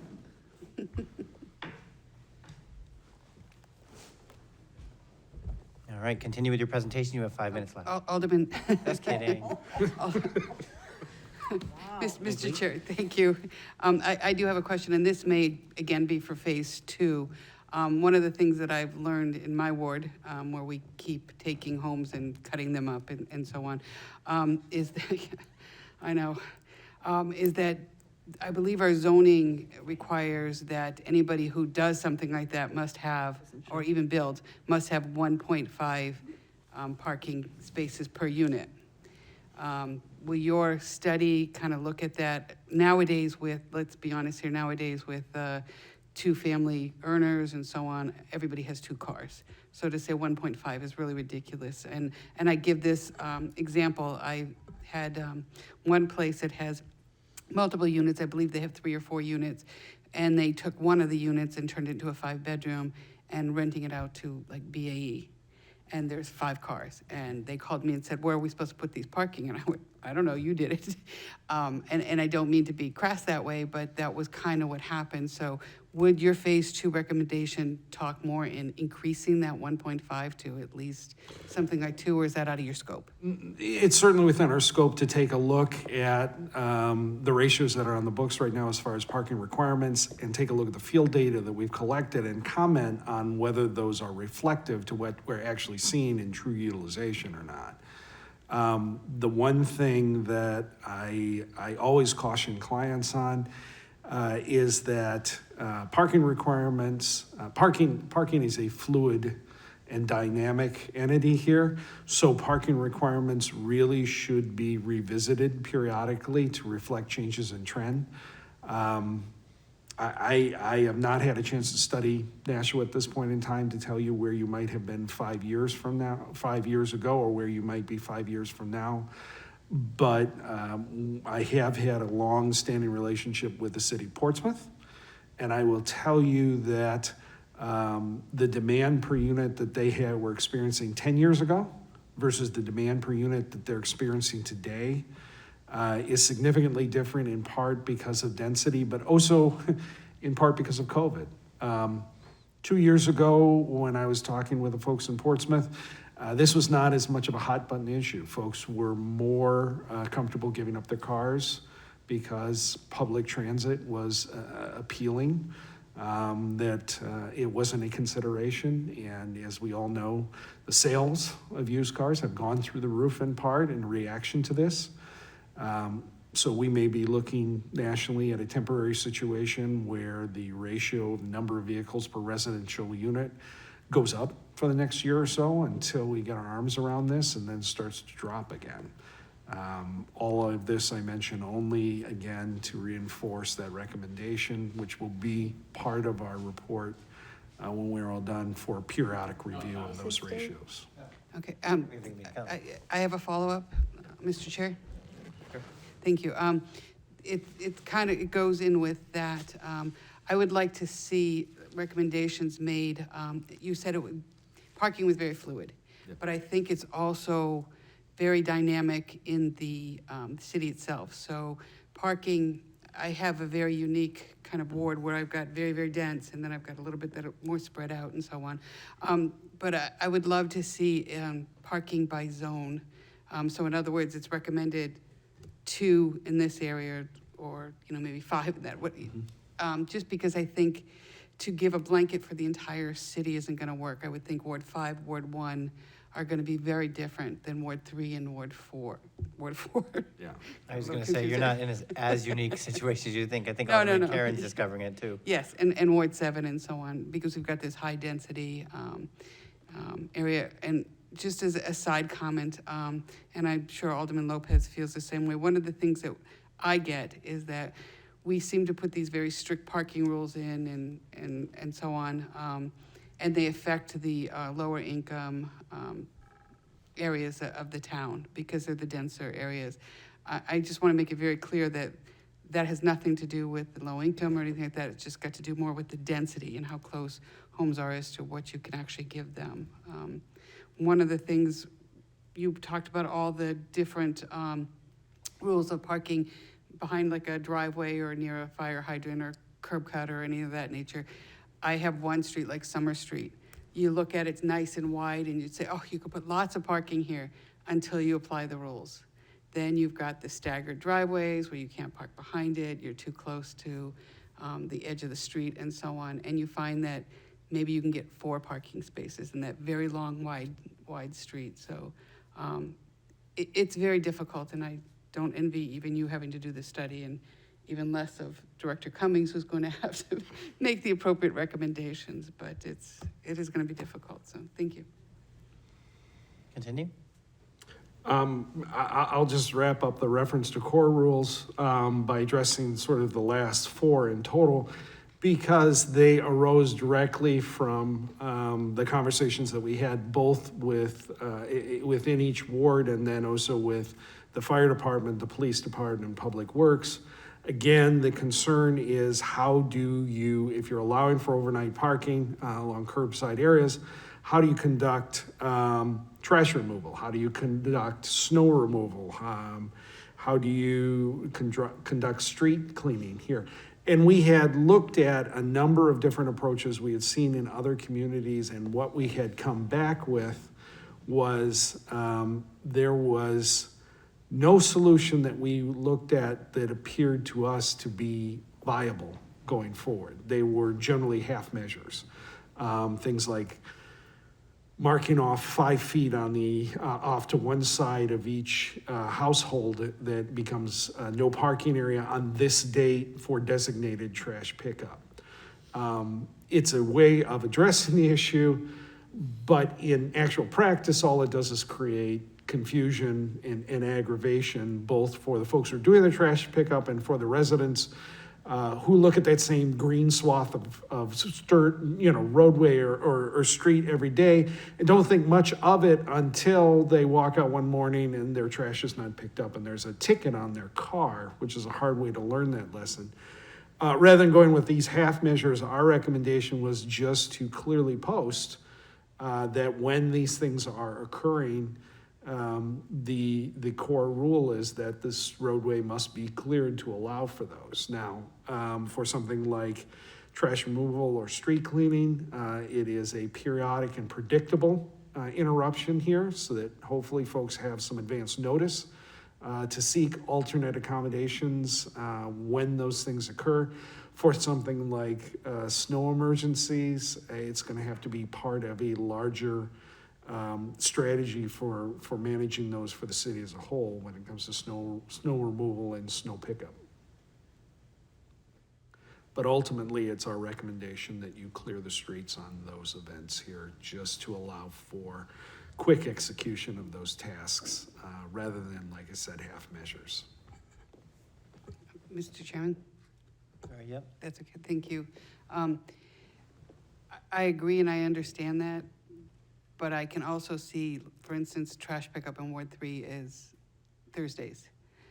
What you're saying is that on Thursdays, no one would be able to park on those streets, is that correct? If that is a designated day for that street, yes, ma'am. You would have to clear that street on that date. That could be a problem. So Thank just you. bearing in mind that these recommendations are going to be in their infinite perfect form, not necessarily in their Nashua application form. Probably something the public should remind too, because Yeah. the last thing we need is a Telegraph article, Nashua is planning to remove overnight parking on trash days or something. Continue with the presentation. Alderman Jettie? Oh, sorry, Alderman Jett, I didn't see you. Am I being recognized? You were being recognized Okay, thank you. as Alderman Jettie. During the meeting that we had in my ward, Ward 5, so my ward is unlike the downtown wards. There are some tight streets, but there are also a lot of streets where people have long driveways and 4-car garages, and so it's a varied thing. And I came, so far I've come away with the idea that we would approach this on a ward by ward, neighborhood by neighborhood, street by street method. But even there, there are people on the same street who, they've got 4 kids and 2 adults, so they've got 6 cars, no place to put them. They want to be able to park on the street in front of their house. Someone else on the same street doesn't have that demand, and they don't want to see anybody parking on the street. So, is it possible to allow parking permits that are just for the people that you know, that live there, that, you know, like someone who lives at, you know, number 9 Broadway, you know, they could, you know, have 2 or 3 permits for, just for their people to park in front of their house. You know, that no one else could, just, it will be limited to those residents. Is that possible? At the risk of sounding draconian, no. No, sir, it's not, because this is a public good, and so you need to have general consensus on the distribution and use of that public good, and you wouldn't have consensus in that case. You certainly wouldn't have majority consensus. So, in what I've recommended, the answer would be no, sir. At that point, then we would err back to the existing legislation as it stands, which puts general consensus as voted through in 1930, whenever it was passed, as your precedent. Okay. But it's a great segue into what I want to talk Unless about. Alderman Jettie has a follow-up. No, I don't. Wants this? No. Okay. I'm interested in the, you're gonna, I Mis- thought you were done, so you've got a. Oh, no, conclusion. it's a terrific segue. Thank you so much. It's Well, like you're you welcome. could, you Mr. were reading Chair, over my shoulder. It was I do fantastic. have a Alderman Wilshire has a question. I mean, Alderman Clee has a question. Thank you. It's kind of follow-up to what Alderman Jettie had said. I thought I think laws of the state are that you cannot guarantee anybody a place in front of their home, because that would more or less be kind of selling that spot to that one individual. Is that, I know I'm saying it wrong. No, you're absolutely correct. Yes, Right, ma'am. and that's what I've been telling my Right. constituents, that if you get a permit, it doesn't guarantee you can park in front of your home. You can just park within your permitted area. Yes, ma'am. No guarantee in front of your home, because that would be giving public good to an individual. Right, that you would correct? essentially be deeding public Right, property deeding over was the to an proper word, individual yes. use. Yes, ma'am. Okay, thank you. Anyone else? All right, please continue. Well, you've all done a great job this evening of illustrating how thorny and complicated this issue is. And so unfortunately, I don't have a simple 3-step process for addressing it. I don't think the public can see the presentation. It takes a second for it to flip. It's there now. What we propose is a constituent-driven process, which allows individuals of like mind to apply to the Board of Aldermen for recognition as an organized district allowing for overnight parking. And this has multiple steps to it. So step 1 would be a simple application for consideration. This is when a group of neighbors would get together, talk about the idea, we really want overnight parking in our area. And in a very simple, brief document, draft out why we want overnight parking in our area. What's the purpose of it? What are our objectives? What kind of area are we talking about? Are we talking about this one street, these 2 streets, these 3 streets? This 4-block area here, where do we have consensus as far as that goes? Where there's general interest for this? Who's living in that area? What are the potential impacted households and impacted businesses within this area? Who are we gonna appoint to be our representatives when we take this to the Board of Aldermen or to a council? And finally, a requirement for a signed petition demonstrating that there are at least 2/3 of the households within this designated geographic area that are interested in participating or pursuing this.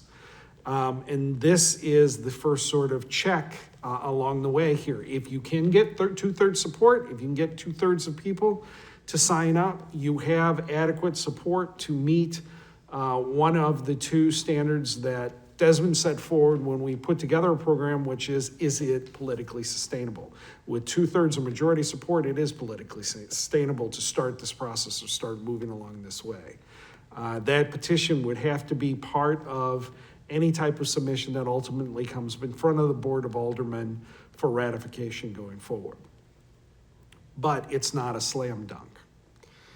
If you find your community, your neighborhood, your street is interested in doing something like this, the next step is really capacity testing. And this is something that would fall upon DPW or the parking department. So in answer to your earlier question, Alderman, yeah, you are gonna have to staff up for this because somebody's gonna have to do the homework to take a look at those geometrics and say, how many spaces can we get within this geographic area? Once they have determined what that number of spaces is, they have to go back to the applicant, to those reps, who then ideally go back to the folks in that community they've organized and say, hey, city went back and studied, we came back within the area that we've designated, we can get 4 spaces. Are we still interested in going forward with this 4 spaces? If we're not interested in going forward with this 4 spaces, we may need to talk to the street over as far as that goes. If we are only 4 houses and we're interested in going 4 spaces, great, we're all set to go. What's the next step? And the next step would be to ascertain how many people are interested in being in this program. So we've got 4 spaces, we've got 4 houses that are part of this application. That's 1 space per 1 house. We can all live with that? Yep, we can all live with that. Great. Let's take it to the city, submit the application. City takes a look at that and they say, okay, we've done our initial study to see what the capacity is in this area. What do we need to do in order to make sure that this program safely operates? Well, probably gonna have to mark out 4 spaces so that folks know where they can park. That's generally cheaper than marking out all the places where you can't park. We may have to add an extra hour onto the route of the parking enforcement officer that goes through this area so that he can check periodically and make sure that the 4 people that are parked in those 4 spaces have permits and are actually permitted to be in there. If they're not, then he has to get on the horn and call for somebody to come in, potentially remove one of those vehicles or at least put a ticket on them so that their rights are not getting infringed on. Well, what's that apt to be? To my calculations, it's $400 a year. Okay, so what we are proposing when we go back to the applicants is the rate for your permits is gonna be $100 a year, because that's what our overhead cost is. Can you live with that? Yep, great. Put it together in an application, take it in front of the Board of Aldermen. Board of Aldermen takes a look at it, and conceptually, if they've gone through all of these steps, the vast majority of these should be slam dunks. They should be things where they bring it forth in Board of Aldermen, the Board of Aldermen takes a look, they open it up for public comment, maybe they reach out to some other households in the area and confirm they're not interested in participating. Terrific. It's ratified at that point, the program area is established, DPW comes in, they mark the spaces, they register the vehicles, and from that point on, you can move forward with that permit program for that particular area for a period of 5 years before you need to go back and revisit. If you, at the end of that 5 years, going back and revisiting may be as simple as going back through the households along that street or that area, confirming that those folks are still interested in participating, that there aren't more people that have decided that they want to participate now, or that want to expand the area. If they do, then you're sort of starting the process again from scratch because you've changed the geometrics, you've changed the geography and the dynamics of it. If it's not, it's simply a matter of going back and asserting, we still have majority consensus and interest in participation as it stands. Please ratify us for another 5 years. Now, one of the things that we did consider is that, like I said, neighborhoods change, things change. You establish a conceptual permit area that's 9 blocks square, 3 blocks long by 3 blocks wide. It's all single-family homes. They do all of their homework. And 3 years into the program, Mr. Henderson sells his parcel on the corner with the spare lot next to it. And that gets approved for the development of a 7-unit mixed-use residential. This may be grounds, not necessarily for revocation, but at least review on the part of the Board of Aldermen, if the dynamics of this area change.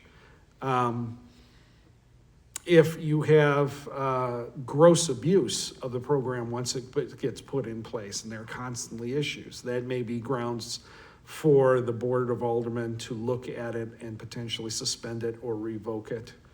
The Board of Aldermen would also retain the right to suspend with 30 days' notice a program for appropriate things like you blow out a water main down the middle of Main Street. You need to be able to clear that for a period of 60 days while you install a new water main. You should have the right to be able to suspend that as far as that goes. This is fairly common sense stuff. But outside of that, you should, once you go through this process, know that you have a program in place, again, for the next 5 years until it comes up to recertification, that is financially and politically sustainable, that has majority consent and support going forward, and that will operate within the boundaries of what is safe and sustainable. Mr. Chairman? Yep. I understand what you're saying about the 5 years and 4 people come in, say that they want it, so you do the 4 space and so on. The problem that I see with something like that, and I don't disagree with it. Yep.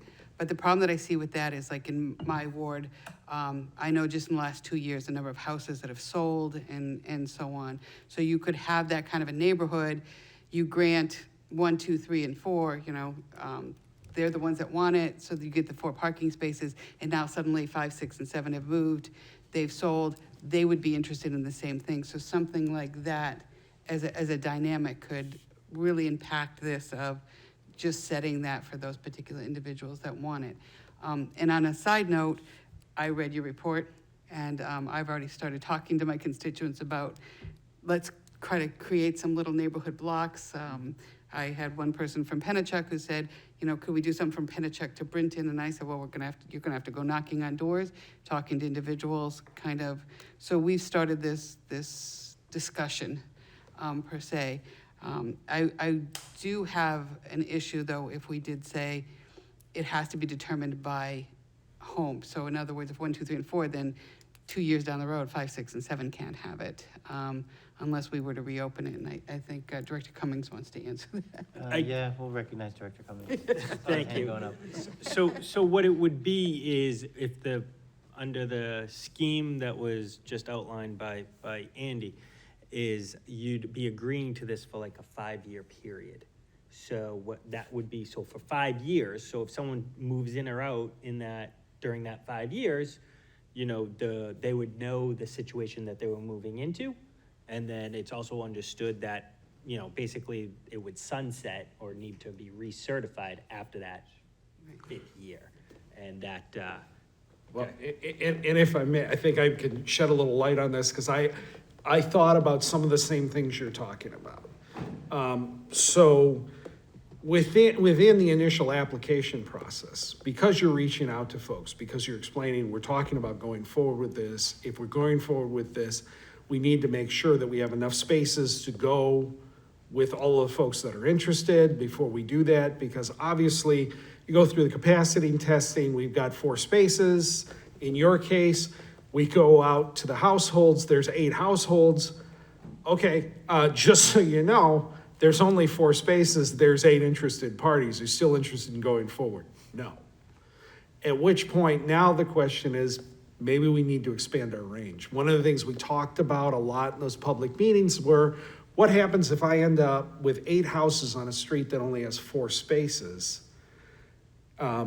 Do I need to potentially go around the corner? Yes, you may have to go potentially around the corner in order to find the capacity that you need for the interested parties. You may have to expand outside of that one street in order to make this work. What we wanted to do, however, was make sure that before we ratified a zone as a permit zone, there was consensus among everybody who was living in there that they knew what they were gonna get, and that that was acceptable or reasonable for them. If you, in your theoretical case, had 8 houses on the street, 4 of them initially said, we're interested in participating, and the other 4 said, we'll support it, but we're not interested in participating, they would be informed early on. I see this playing out, I see that type of scenario less likely playing out than the scenario where you have all 8 of those neighbors saying, I'm interested in participating, right up to the point where I find out that there's not one space for every household, or I'll support this right now because I know it's gonna cost me $100 per permit, and I don't have it right now. But 3 years down the road, they suddenly have the money. That's where you could come into an issue here that would have to come potentially back to the Board of Aldermen for review and consideration. We did consider that, we did think about that. The other thing we thought about was people moving in and moving out. That's why we said we really want this to be tied to households. So if you've got a 6-bedroom or 6-unit mixed use, each one of them becomes a household in and of itself. So if somebody in 2A moves out, theoretically, that permit that they opted into gets transferred to whoever the new resident in 2A is. Again, though, there are opportunities for people to be left out. 2B says, I'm not interested in this, but the new resident comes in and says, oh yeah, that looks like a great program, I'd really like to get on board. Unfortunately, we're 2.5 years into a 5-year term. We're gonna have to read you in the next 5 years. That's right. Mr. Chair. Alderman Clay. That is one of the issues I do have, because a lot of renters are 1 to 2 years, Yeah. and then they move on. So if we were to tie it to a 5-year plan, that could be an issue. As far as the street versus the neighborhood, when I've been talking to my constituents, I'm telling them to look beyond a street, Right. to look multiple streets. So that's why I said Pennachuck to Brinton and all the encompassing streets.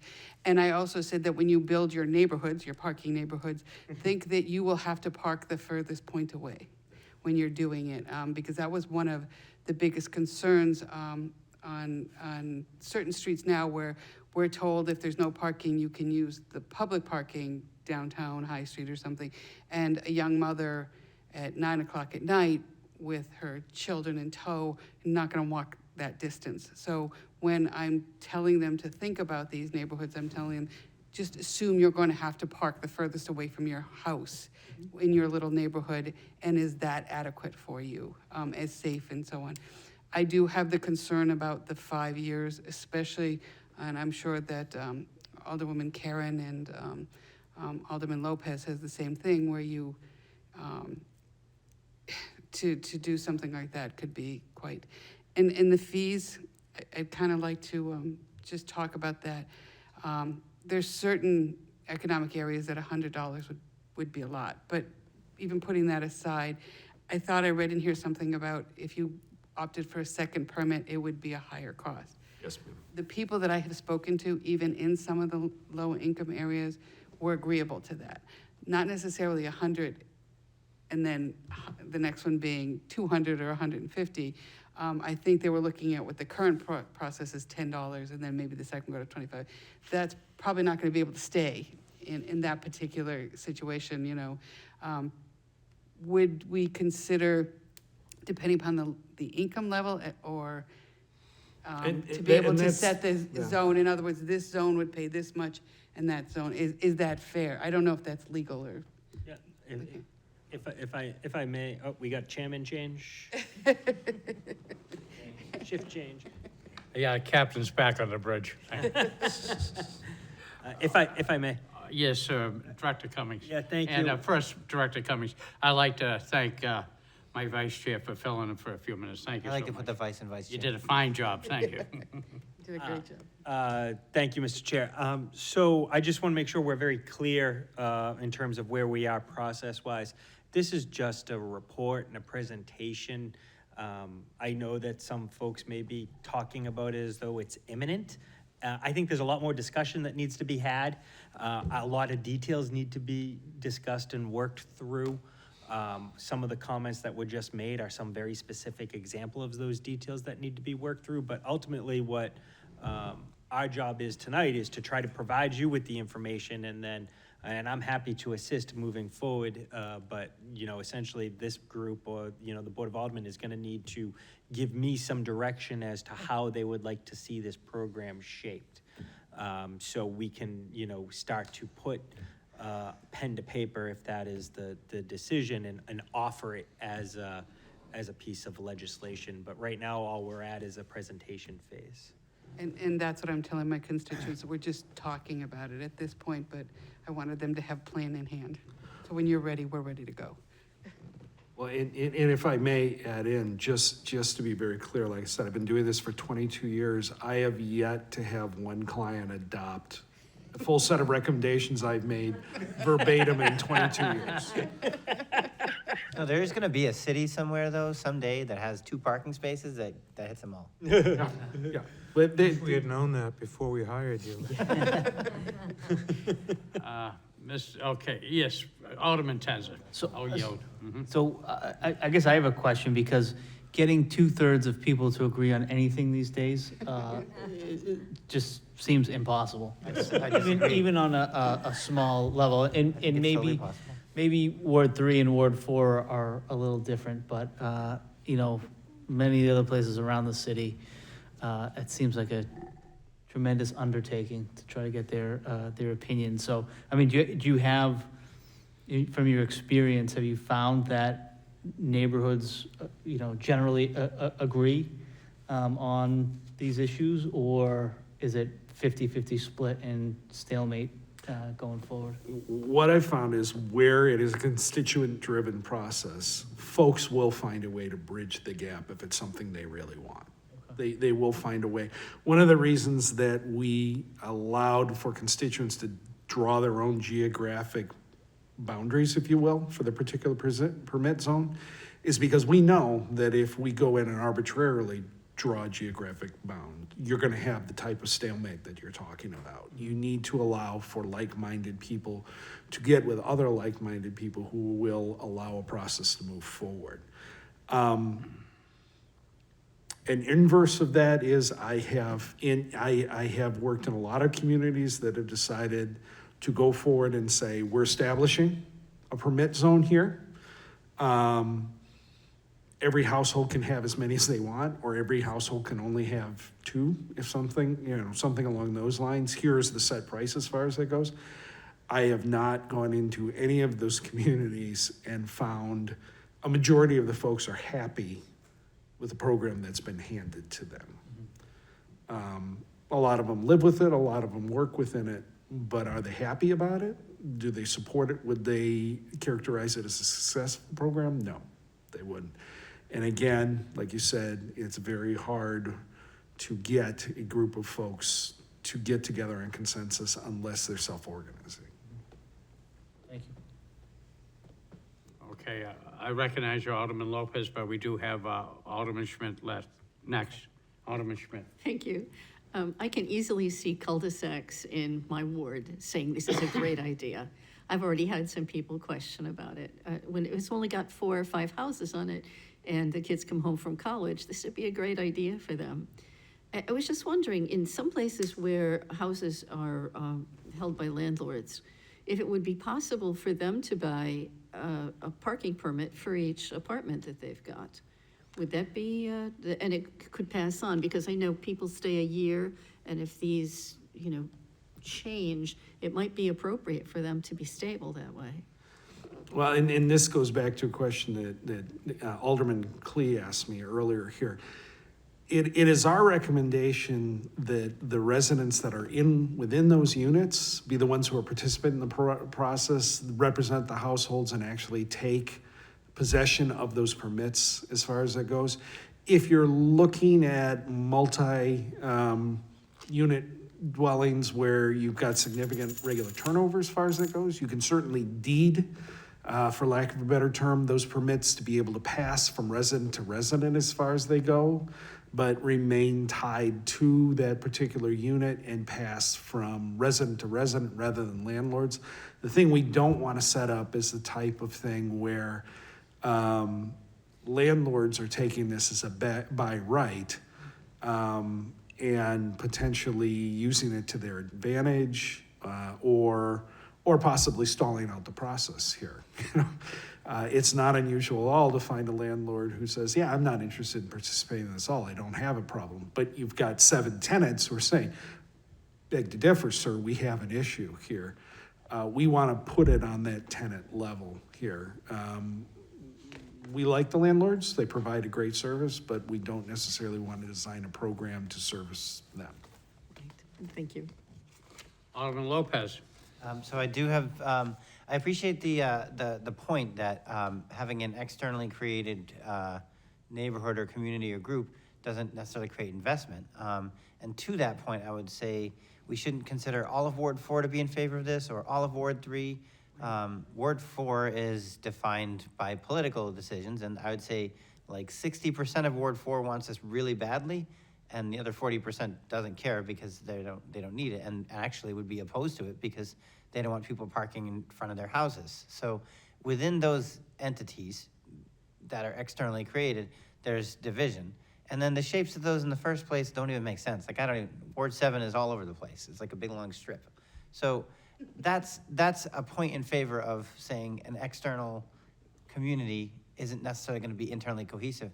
But the other problem is, I guess, Lord of the Fly syndrome, where you create a committee and they're all supposed to work together, and then the person who doesn't get along gets ostracized by the community or penalized. If there are people that don't buy into this, because of their preferences and what they want the community, then number one, if the community overrides them, they could feel pushed out. Or if the community can't get what they want because of those people, they're going to be ostracized. And in a denser neighborhood, that could easily look like gentrification. So it's something to be concerned about in the inner cities, especially where in order to try to build a consensus of people, you have to start inviting people outside your neighborhood by going around the street and trying to get more spaces, and that invites more population. It definitely complicates the situation, whereas the current mechanisms that we have are start with, can you do it? Check with the DPW, police, and fire, and then how many can you do, and then make that an option.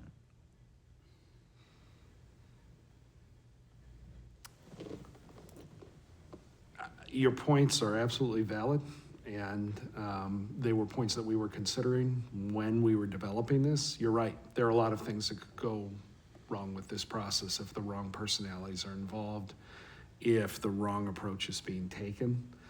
And I don't have an answer for you on that one, other than to say it's really up to each community, each constituency to choose their representatives, to put forth the folks that they feel most appropriately represented them in order to help organize the process. But it is a participatory model. I will suggest to you that on the inverse, where this works successfully, it does nothing but improve upon and expand upon Nashua's reputation as a great, livable, community-focused and oriented city, where residents can get together to control their destiny and make things happen. You're right, this could be a disaster in particular neighborhoods where you've got the wrong personalities, but it could also be an opportunity for folks to actually expand their neighborhoods, get to know their neighbors better. I can't assure you success, but I can give you the tools to at least investigate it and pursue it. Right, and I recognize that this is a presentation and a model that shifts our expectations from just doing what we're used to doing to maybe looking beyond it and making sure that we're doing what we're doing because we want to do it and that we have a best practice to kind of measure against. Okay, I think we're hopefully winding down, but I don't want to cut anybody off. This has been perfect, but I would like to ask a question to Mr. Hill and to Director Cummings. If we should accept this assignment, this is sort of like Mission Impossible, so to make sure that the briefcase doesn't blow up on us, you know. Not a good thing. How much is Desmond going to help us out to hold our hand as we kind of go through this in as you brought up, since the 1930s, we haven't had any real overnight parking enforcement. So this is gonna be, if we should accept this assignment, referring to the Mission Impossible again, how much can we rely and give us direction on the ways we're heading on this? Speaking personally and willing to commit myself personally, my door is open, Mr. O'Brien. Whatever you need, I'm happy to provide the guidance, the counsel, the examples, the direction you need in order to move forward. I have had some clients for 20-plus years that I continue to go back and revisit. Like I said, they don't always do exactly what I tell them to do, but I'm always proud to see what they have done and what they have achieved, and I'm always there for them. And I offer the same pledge to you. Okay, Director Cummings. Thank you, Chairman O'Brien. What I would recommend is, that this group lets this marinate for a little bit. And if I'm happy to, come before you on another evening, whether it's an infrastructure committee meeting or a working group session. We can kind of talk about some of the ideas and whiteboard basically what we think there might be consensus on.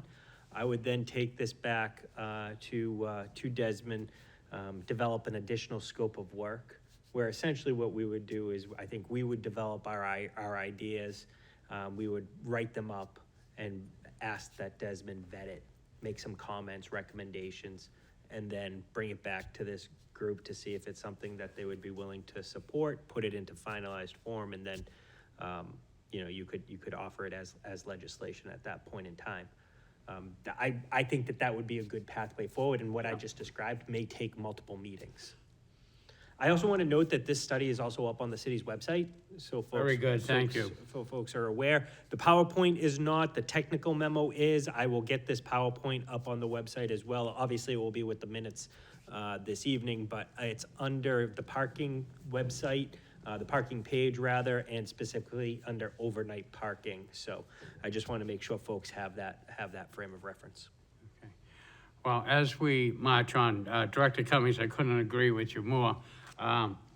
First, I want to thank Mr. Hill on behalf of your company, Desmond there. I found this report more than met my expectations. Thank you, sir. A lot of people, Yes. not wrongly thinking that they just kind of think, well, why can't I park here? Some of us realize this is a deeper, complex issue. You have highlighted that to some of our citizens that kind of think, well, geez, it's just a parking space. You brought up many good points that we need to properly vet. And so I thank you for doing that, and I think your report's going to really help us out. So, and the fact that you're willing to assist us as if we decide to go down that route, that would be outstanding. But as far as us as a committee, look what we got in front of us. Do we really want overnight parking? And I agree with Director Cummings. All these questions I'm going to bring out are just a brief example, but they do need to marinate. I get kind of, I like the word marinate, but anyways, yeah, to digest it. Are we going all citywide? Are we going partial wards or divide the wards when we come up with zoning? Permits per household, questions that we need to do. Let's think of the legal. Resolution and ordinances to meet the geometric standards. That's a yeoman's task right there, to get into those weeds. And then with everything else, if you have a program, it's only as good as its enforcement. Am I correct? There's always going to be scofflaws. So we're going to have to take that into a conversation. Maybe Nashua might have the boot. I don't know. And for those people who don't know what a boot is, maybe Mr. Hill will give us a picture of the Boston boot, But I mean, these are just, I could go on, et cetera, et cetera, et cetera. I like to work as a committee on this. And so, yes, I'm gonna take a month off of this. I'm gonna ask the question again at the next infrastructure meeting on this. And whether, find out if you wanna commit to this. This will be a lot deeper. You're gonna be swimming in the deep end to come out with the program on this. So you gotta decide, and I wanna do it together as a full committee. And, I think it'd be a fine winter project, but I don't really think that, I don't know. How fast can we work? Can we have it done by spring? I don't know. You know, so this is a lot. So I want us to go back and think about this, and you gotta keep in mind, I represent Ward 9. People in Ward 9 may not really have that deep of a commitment on this. But we gotta think in the brotherhood or sisterhood of being municipal, you know, that this is in unison together as a community. So if we decide that your ward is not interested and you're a member of this committee, I expect all hands on deck, even for the other wards that it may apply to. It may not apply to your particular ward. So, as we say, we'll let it go, so let's marinate, so, you know, and we'll see what happens ultimately. Thank you, and I agree. We need time to think, and I'm not on your committee, even though I've probably taken most of your time today, but, and I appreciate the indulgence of it. But the thing is, we have been putting this off, and as Alderman Lopez has noted, and I'm noting, I haven't been putting things through because we know this. There are a lot of very frustrated residents, and obviously COVID added to that, and hopefully things will get better. But the bottom line right now is that, I don't foresee you being able to do anything before springtime, but I think if the community and the residents out there see us working as diligent as you mentioned and so on, it will help them to see that there is a path forward. Personally, I'm still going to continue to work with my ward. Hopefully, I'm still here after November, but I'm going to continue to work with my my ward for them to at least think about it and develop a plan. And even if the Board of Aldermen or the city in general makes a different change to it, that's fine. They should be able to be adaptable and so on. But I still think residents and so on have to keep that conversation. I think conversation's got to start now, because I think they can help with the public input when they come in and they talk as you're talking on it. And I think we need to educate everybody as to what are the possibilities. It's just, it's a very, very complicated situation, and I appreciated everything that you said, but there are some very frustrated residents out there, and maybe those like in the cul-de-sac that say, you know, we need it. I have a couple of those too that have kids that are home and so on. And just to make a statement to something that someone had spoken to, we would still keep the process of Director Cummings, that if someone needed a temporary because their driveway was being done or the kids are home or something like that, we would still keep that same process in place. Right now, they call, regardless of the time, they call, leave a message, and I spoke to Ms. Stanfield, who said they do their best to try to check those messages and no one gets tickets. But accidents do happen. Accidents do happen, if I may, Mr. Chair. Absolutely. We ask that you try to get your requests in before 11 PM for same-day consideration. You know, so we do try to honor that as best we can. Obviously, if mistakes happen, we'll correct it after the fact. If a ticket is written and someone has legitimately called in, we would obviously want to honor that. But yes, there would be the requesting of temporary relief still in place. And also, I want to remind folks that this was, what we did was we pulled out a section of what would have been a chapter in our larger study. And so what we still have going on, and what Mr. Hill will be starting on next month, is our full parking management study, which will address maybe some of the concerns raised about, well, if I have a college student coming back home, maybe I need a visitor permit, or something to that effect. Those types of questions will be addressed in the management study. This was very specific to just overnight parking. With that being said, Mr. Chair, I do want to point out that I have given very clear instructions to Mr. Hill that he should be looking at our downtown with the barriers up on Main Street. This came about with our previous conversations. I do not want to waste the city's money, and so therefore I am once again reminding you all that I have given him that instruction with the expectation that we would be looking to continue with the barriers for following years, something over the next few years as we look towards a different type of Main Street, more permanent layout with infrastructure type changes. I'm not looking to get into a conversation tonight on that because we would be here for another 5 hours probably. I But, appreciate that. Thank you very mucho. but if this is something that I am incorrect on, I'd ask that you please, reach out to me, let me know, so I can come back to you all and tell you what I've learned for additional information. Because if you want me to correct the charge I've given, I'd like to do that before we start the process. And Mr. Cummings, allow me to pose a question without objections to have Director Cummings continue the work of looking at the downtown parking situation as part of this study. Any objections? Alderman Jettie. So, when we talked about this the last time, we were under the impression, at least I was, that, that the barriers were popular. Paul Shea from the downtown, I forget the name of his group. Great American Downtown. Great American Downtown, thank you. I know it, I don't know why I blanked on it. You kind of indicated that he had done a survey and that the barriers were very popular with the merchants downtown. But I've been hearing, Mr. Wingate,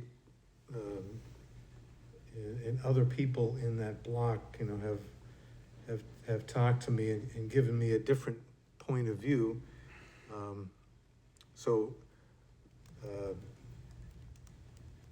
I don't think we should ignore them. I know that you were pressed for time, so. Oh, Miss Alderman Jettie, nobody is being ignored. The thing is, the question really before us, and I think I understand and I appreciate where you're going. I think the meat of the question here is to take the concerns equally of Mr. Wingate or whoever to look at the whole complete downtown parking. And that's what I think is, am I correct, Director Cummings? That's what you asked, and to look into the viability of the parking, as we go on in the future. And I think that's going to be positive and negative input from different people on it. Am I correct? We're gonna start the study under a certain set of assumptions. And of course, one of the set of assumptions is how many parking spaces are you gonna have on Main Street? And whether you have the barriers or not is going to, change that, that thought process. And so I think I would be doing you a disservice if I instructed Mr. Hill to move forward as though we have the current layout, and then come to find out that no, that is not what you're looking to do, because all of the work that would have been done would have been predicated on the street layout as currently designed. This is a unique situation that we're in, that we have these temporary measures, this temporary barrier out there. Typically, when you're doing something like this, you have the street layout already done, and you already know what your permanent infrastructure looks like. And so this question really isn't in hand. We have this semi-permanent physical condition, which I have been trying to assess where the city would like to go with this, and I can provide you my recommendation, but ultimately, you're gonna need to decide what you think is best. I thought we had consensus on it in June, and I thought I knew where this body wanted to go. However, if that is incorrect, I would like to know that now before we actually start the parking management study. I think that would be doing you a disservice if that's the case. And then if I could just take one additional minute, Mr. Chair, I would want to suggest and represent to this body that it is popular. And it is, I would suggest, a majority of folks in the downtown and outside of the downtown like the barriers. I think you are correct to say that there are some folks who dislike it. I would also suggest to you that they're in the minority. It's ultimately your decision to decide how you want to move forward. But I need to know sooner rather than later so I don't, develop a plan that can't be acted upon. Alderman Lopez. I appreciate the public comment that was made today, and I appreciate the communication. But I have a lot of questions about exactly what that public comment represents, and I don't agree with Alderman Jettie that it undermines the impression or the presentations that were being put at all. We don't even know how many people were survey monkeyed, whether those people were restricted to reporting from Nashua, what their addresses were. We don't have any of that information. All we have is a general number, 76%. We do have a specific area that seems to be disinclined to using the parking space. And I mean, particularly if the Flight Center isn't even putting its tables out and doesn't have the staff to sustain it, then that is a waste of space. And that could have been used better for parking. That's unfortunate. But that doesn't mean that the Flight Center, in writing a letter of support to their neighbors, speaks for Castro's, for the Nashua Garden, for San Francisco Kitchen, and they even mentioned the pizza place on the corner. So I think we need to hear really from a larger scale study that isn't literally designed to prove that the entire downtown area should remove its outdoor dining based on the needs of a specific block. I think it would make more sense to look at the area in general, do the parking evaluation and the parking study and those types of things. But if we are going to do any further barrier use, then we really need to get much more specific buy-in from the partnering businesses rather than putting them up and then having those businesses spend the entire summer complaining about it. So I don't think this is definitely, that the public comment we heard completely disproves the model. I heard several times that this was because of COVID-19 that we did this, and that the threat of COVID-19 is over. It is not over. Public health is warning us it's not over. They're warning us that this fall we may need to be looking at how to manage this, and I don't think that's gonna come down to any citywide mask mandates. I would probably say it's gonna be driven by where outbreaks are happening, and because you can't eat in a restaurant while being masked, they're gonna suffer the brunt of it, just like they did last summer and just like they did over the last year. So I don't think it's a safe assumption to assume that this particular year we should be pulling the barriers up immediately based on what we heard. But I do think what we heard means we need to take a larger look at that, and that's why I think we want to hear back from what Downtown Improvement and Great American Downtown have discovered in terms of usage, who's occupying the seats, what times they're going to be, and that should inform how we do a program next year if we do one. But in terms of parking, that puts Director Cummings in a bind because now he doesn't know exactly how many parking spaces he has. So I would suggest that they might be able to work in tandem where that information is incorporated into the parking study, and they might be able to make a recommendation based on data that they're getting that's being collected as to which parking spaces are most likely going to be heavily used, and those are the ones that we want to leave open, and which ones are going to be better used as outdoor dining. Okay, any other further comment? Alderman Schmidt. I know we have parking maps online. Do we have a map that tells us where people can park at night, overnight? I know there's lists on the website, but it would be really nice to see it in a map where we currently allow it. That would help. Thank you. Okay. Alderman Jettie, just to keep in mind, there is a pending question on the floor, and that is for Director Cummings to continue. So if you have a comment on the pending question, Yes. okay, continue, please. So I guess, my understanding was that Director Cummings was asking us whether we, were comfortable with the idea of the barriers continuing for the next several years, so that when Mr. Hill does his study, he's going to be looking at the current parking situation, with the barriers as they are currently placed. And I was trying to indicate that I myself am not comfortable any longer with the idea that we're going to continue those barriers for the next several years. I'm not saying I'm against it. I'm saying that the information that we had, that we were at least that I was basing my endorsement of this, is being challenged in my mind by, somewhat of what we've heard tonight. When we say, well, we don't know, the survey, we don't know what the question was, we don't know how scientific it was, et cetera. We don't know that about downtown Great American Downtown Survey either. I was in the barber shop the other day and they showed me a survey. I don't know if it came from your office, Mr. Cummings, but it was asking the question about, I think about the current barriers. Did that come from your office or? Recently? No. Yeah. No. Yeah, I was, last week I was there and it was a yellow piece of paper kind of saying, how do you feel about the barriers, and, contact, your department, contact your alderman, asking that. And I was wondering, where that was coming from, and, if it was from you, whether you had any results from that, but I guess it wasn't from you.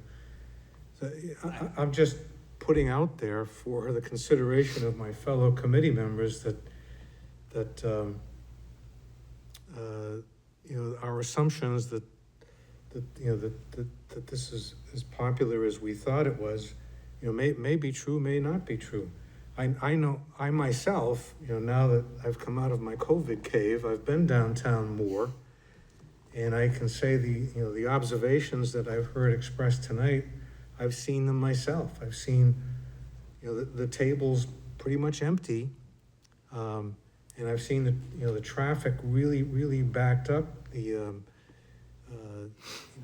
Mr. Chairman, have pointed out the fact that it's illegal to be in an intersection. You shouldn't, the state law is that you're not supposed to enter the intersection unless you can see that you're gonna be able to clear the intersection and get to the other side. But, the traffic is backing up on Main Street, they're blocking intersections, and, people coming in from the side streets are not able to get onto Main Street. I've seen that myself. So I don't know what the solution to that is. I don't know what the long-range solution might be. I'm just asking us, that we ought to be open to, remembering we're doing this for the merchants. And if the merchants are telling us, or at least some of them are telling us that this is not helping, that it in fact is hurting, I think we ought to look into that further, find out exactly, are they a very small minority, or, are there other people that feel similarly before we commit to keeping the current barrier locations in place for the next several years. But if the parking study is going to, look at, whether tweaking the barriers would be helpful or not, if that's part of the consideration, that's fine. I was under the impression, though, that was not going to be part of his. Well, if I may, first thing I would like to reply, Mr. Chairman will say that barriers does not necessarily make one a good driver or a bad driver. If people want to block an intersection, I'm sure they will, regardless of barriers or not. But the state law is say that one should not block an intersection. Hopefully, our people do it.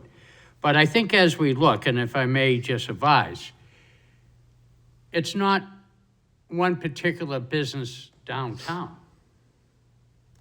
My people in my ward, Ward 9, consider it their downtown too.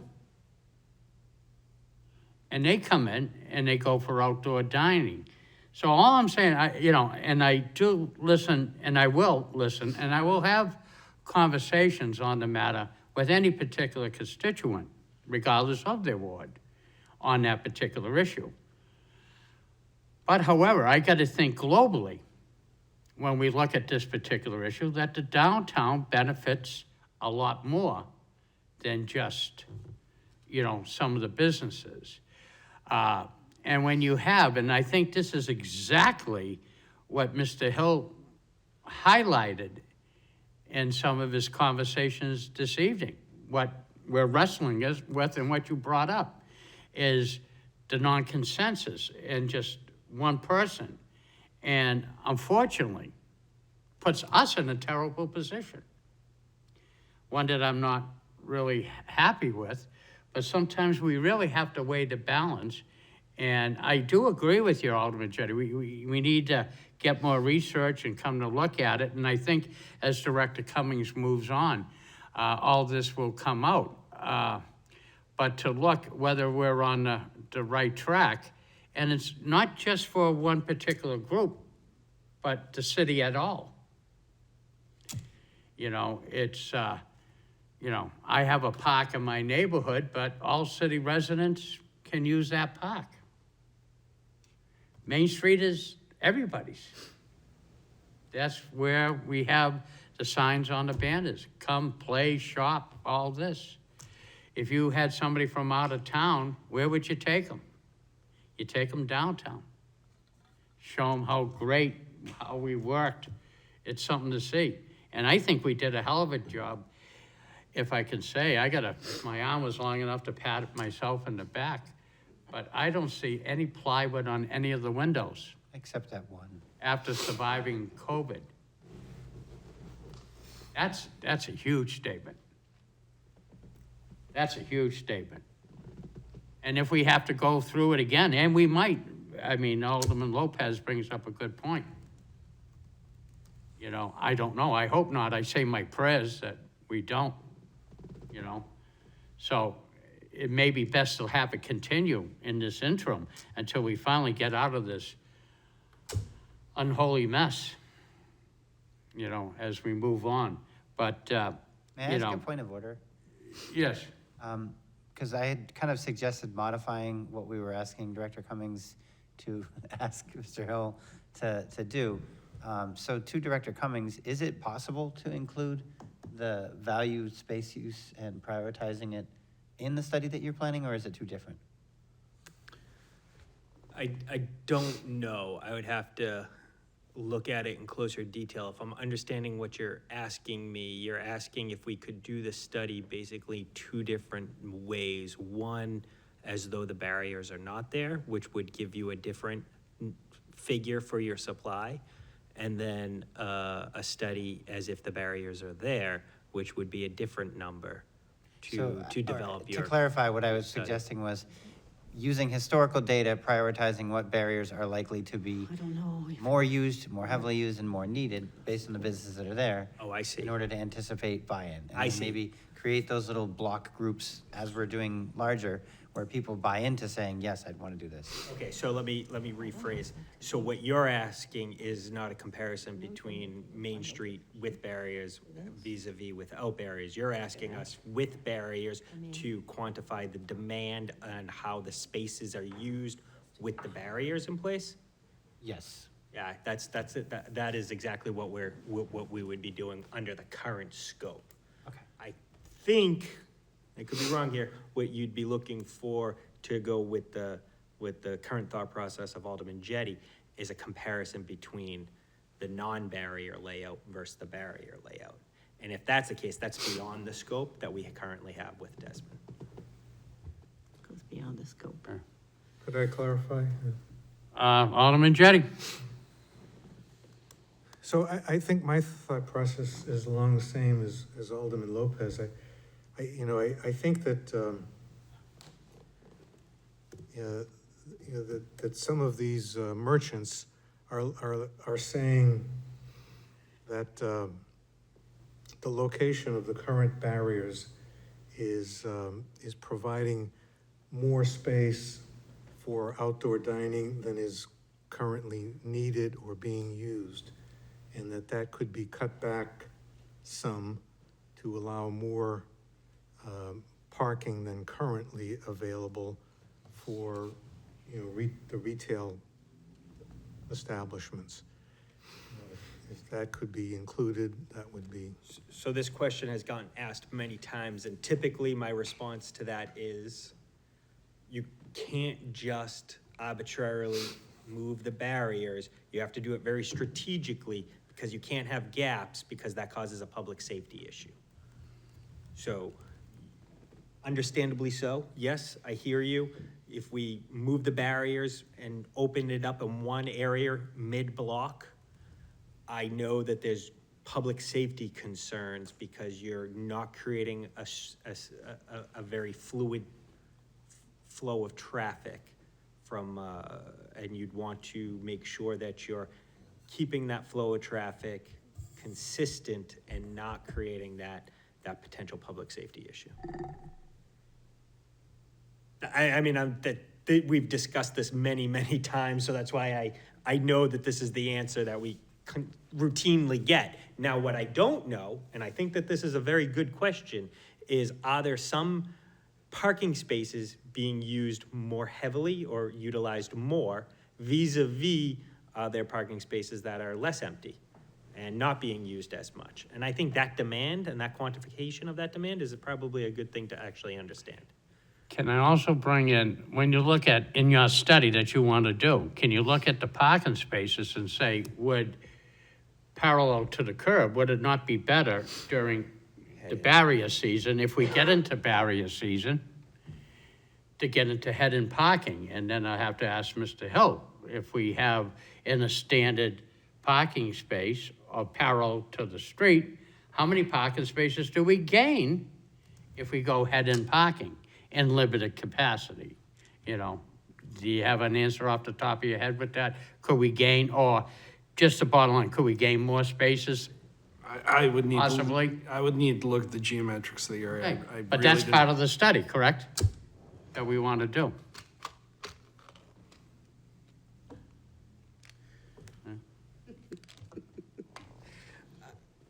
It can be. Yes, what I'm hearing from this group is there is some sort of sentiment or desire to keep the layout as it is, though you'd like to see it tweaked. That's essentially what I'm hearing is, maybe we do need to make some adjustments. Right. I think that evaluation needs to occur over, some time, and we develop a plan. And this is what I talk about, looking to make a 3 to 5 year commitment on it. Are you willing to keep the barriers for 3 to 5 years so we can develop that plan? Right. Which is going to take some engineering, as Mr. Hill said. We need to actually get developed engineered plans with the geometric so we can actually say safely you can put head-in parking in. Now, currently to date, under our current layout, our city engineering department has said that head-in parking on Main Street is not safe. Now, could we do it if maybe we change some things and make some,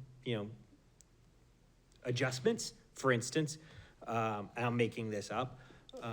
There's a left-hand turn into Temple Street. So if you eliminated that left-hand turn, so that 10, 11 feet of lane width was to not be used for the current layout of making a left-hand turn, and then you take that and you shift the lanes, then could you safely do head-in parking? we may have the geometry to do that, but we really need to have some engineered plans to speak to that. That is not in the current scope for Desmond. Desmond right now is scoped out to do a demand management, a parking management study for us. While we're discussing it, will we also look at the, I know it's parking, but a lot of what Alderman Jettie brought up is traffic flow. And, you know, I imagine the infrastructure of traffic on Main Street was probably a really neat idea in 1950. You know, I don't know exactly how old some of those master control boxes are, but maybe we might need to look at that to put in.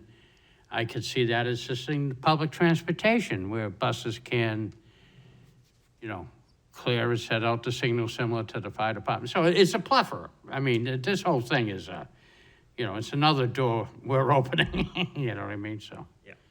you know, it's the focus. I mean, everything could be fixed, but it's not just one isolated issue. It's hinging on the puzzle piece of it all. Alderman Wilshire. Yeah, I just wonder how much of the restaurants that aren't using their outside dining is attributed to lack of staff. Like, I know I went to Boston for dinner on Saturday night, and the place was, it was empty because you have to make a reservation or you can't walk in because they didn't have enough staff. I mean, that's a big problem right now, and maybe that problem changes next year or the year after, and all of a sudden they want those tables, and it's just another. Even changes restaurant to restaurant, because some of the restaurants have like one person working and are servicing large areas outside, but then other ones will have, like the one that was mentioned, will have 4 or 5 people on and be like, we don't have enough staff to do right outside our door. It's happening here in Nashua. I can tell you of a couple of restaurants who are not opening because it's because of staffing issues. I know, T-Bones and Hudson, they closed on Monday. The 99 restaurant, I mean, all places that they just can't get enough help. Staff, yeah, there's a lot of staffing issues. Very, very true. Working hours too. Okay, I think we still have the pending question. I will call for the vote. Wait. Oh. What's the question?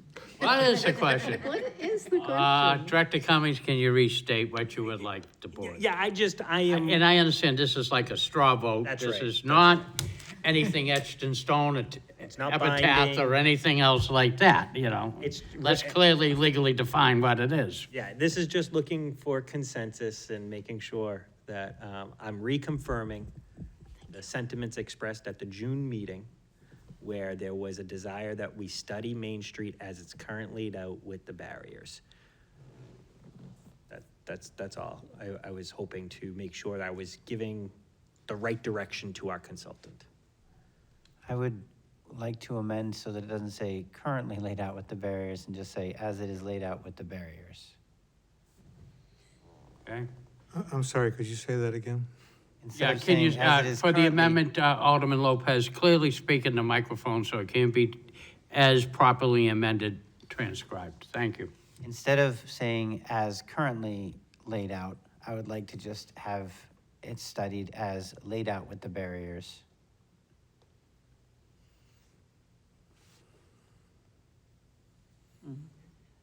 Alderman could I- Jettie, you looked befuddled. I look puzzled.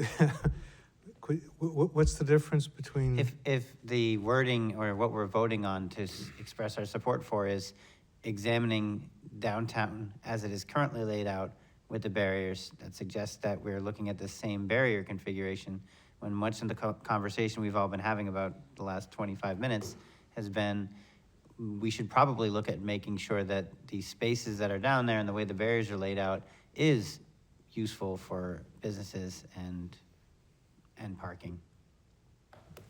Okay. Okay, everybody understand the, Scope? I don't know what to call it, directive? Yeah, that's good. Let's call it a directive. Everybody understand the directive as amended? Call for the vote. All those in favor signify by saying aye. Aye. Opposed? Okay. Mr. Cummings, carry on. Thank you. Okay. That being done, I think we'll terminate. Any other questions on the parking end of it for now? Okay. Moving on. I have one other- Alderman Jettie. So I'm under the impression that the Downtown Improvement Committee hired someone to monitor Main Street. Can you tell us about, how's that going? Any results, or do you know anything about that? Yeah, I do, I know about it. And in fact, I Director was Cummings. wondering, if I may, Mr. Chair, I was wondering if maybe that's what you were referencing earlier with the form, because I haven't seen that, but the Downtown Improvement Committee did bring on an ambassador to help with the Main Street, to walk Main Street, to greet folks, help explain what's going on, facilitate, how parking works, to help encourage proper behavior, call the police if they're seeing something that might be inappropriate behavior. Otherwise, meet and greet with the merchants, hear what their concerns are, hear what their needs are. Similarly with the outdoor dining, hear what the patrons are saying, hear what's going on, all to try to create an environment that is more attractive and ultimately what would be more thriving from an economic perspective. And the feedback I've gotten so far is it's been warmly received. Okay, Follow up, go ahead, Alderman Jettie. thank you. Did this person, report his or her observations about the things that were mentioned tonight, like, traffic backup or complaints about that, or any information that we could benefit from? No, nothing at this time. I haven't gotten a quote-unquote report yet. I've been told anecdotally that, that it's going well. That, the individual, so just folks know, it's an internship. It's a Nashua college student who's here for the summer, goes to UMass Lowell, who, is basically walking Main Street. And the feedback I've gotten thus far is it's been going really well. Thank you. Okay, Alderman Clay. Thank you. This will probably be more appropriate for the end, but I wanted to thank Mr. Hill for doing this and answering all my questions. I truly appreciate it, and for the infrastructure for putting up with all of my questions as well. So thank you. Alderman Clay, perfect segue into the next. We're going to skip general discussion and go to remarks by Alderman. So therefore, anybody else? Alderman Lopez. With respect to the comments made earlier by you, Mr. Chair, about working together and unity, I just want to clarify, this is not consensual unity. All of you voted to table my motions in February of 2 years ago. It was the fourth ordinance that we started this year with, and that wasn't the beginning of that either. That was a petition that was from the previous winter, after I had spent like a year, maybe more, of the previous term trying to say we needed to look at parking as a system and update the overnight parking plan. So I think I've been as good a sport as I'm literally capable of being, knowing that I have a whole street full of people who are waiting for overnight parking, that their street does not it does not cause any offense. It had the approval of our DPW, our fire, and our police from the start. And we just tabled it because we wanted a bigger picture and a larger understanding. And so a lot of the concerns and the complexities, I understand we need to work together to reboot the entire downtown parking, or the entire overnight parking plan for the city. But I do not think it's fair to keep residents waiting who, for them, this isn't about marinating or understanding issues. It's about literally, where are they parking tonight? How far away do they have to walk to it? And, did they leave their stroller, their cell phone, or whatever in their car when they did it? It's a problem for them, to say nothing of being ticketed, whenever parking enforcement does go by there. I haven't had as many complaints lately, so I think they're busy elsewhere, but that's not something people really want to just be looking over their shoulder for if they don't have anywhere else to park. So while this is definitely a legislative issue and a great topic for us to be very carefully planning and studying, I'm not like in favor of waiting until next spring or the other timelines that were discussed to take any action on streets that started with a petition, are 100% in favor of it and have there's no actual objection other than process. So that's my comment. Very good. Any other comments? Okay, seeing none, let me just make sure we're at where we're supposed to be. Did we do Yep, public comment? we're there. Alderman Schmidt, I would move to adjourn this wonderful meeting. before I accept a motion to adjourn, I know us as aldermen, we are committed to the cause, but 2 late nights. I thank our guest, Mr. Hill. You really informed us. Director Cummings, thank you very much. All your input and work. 2 late nights again.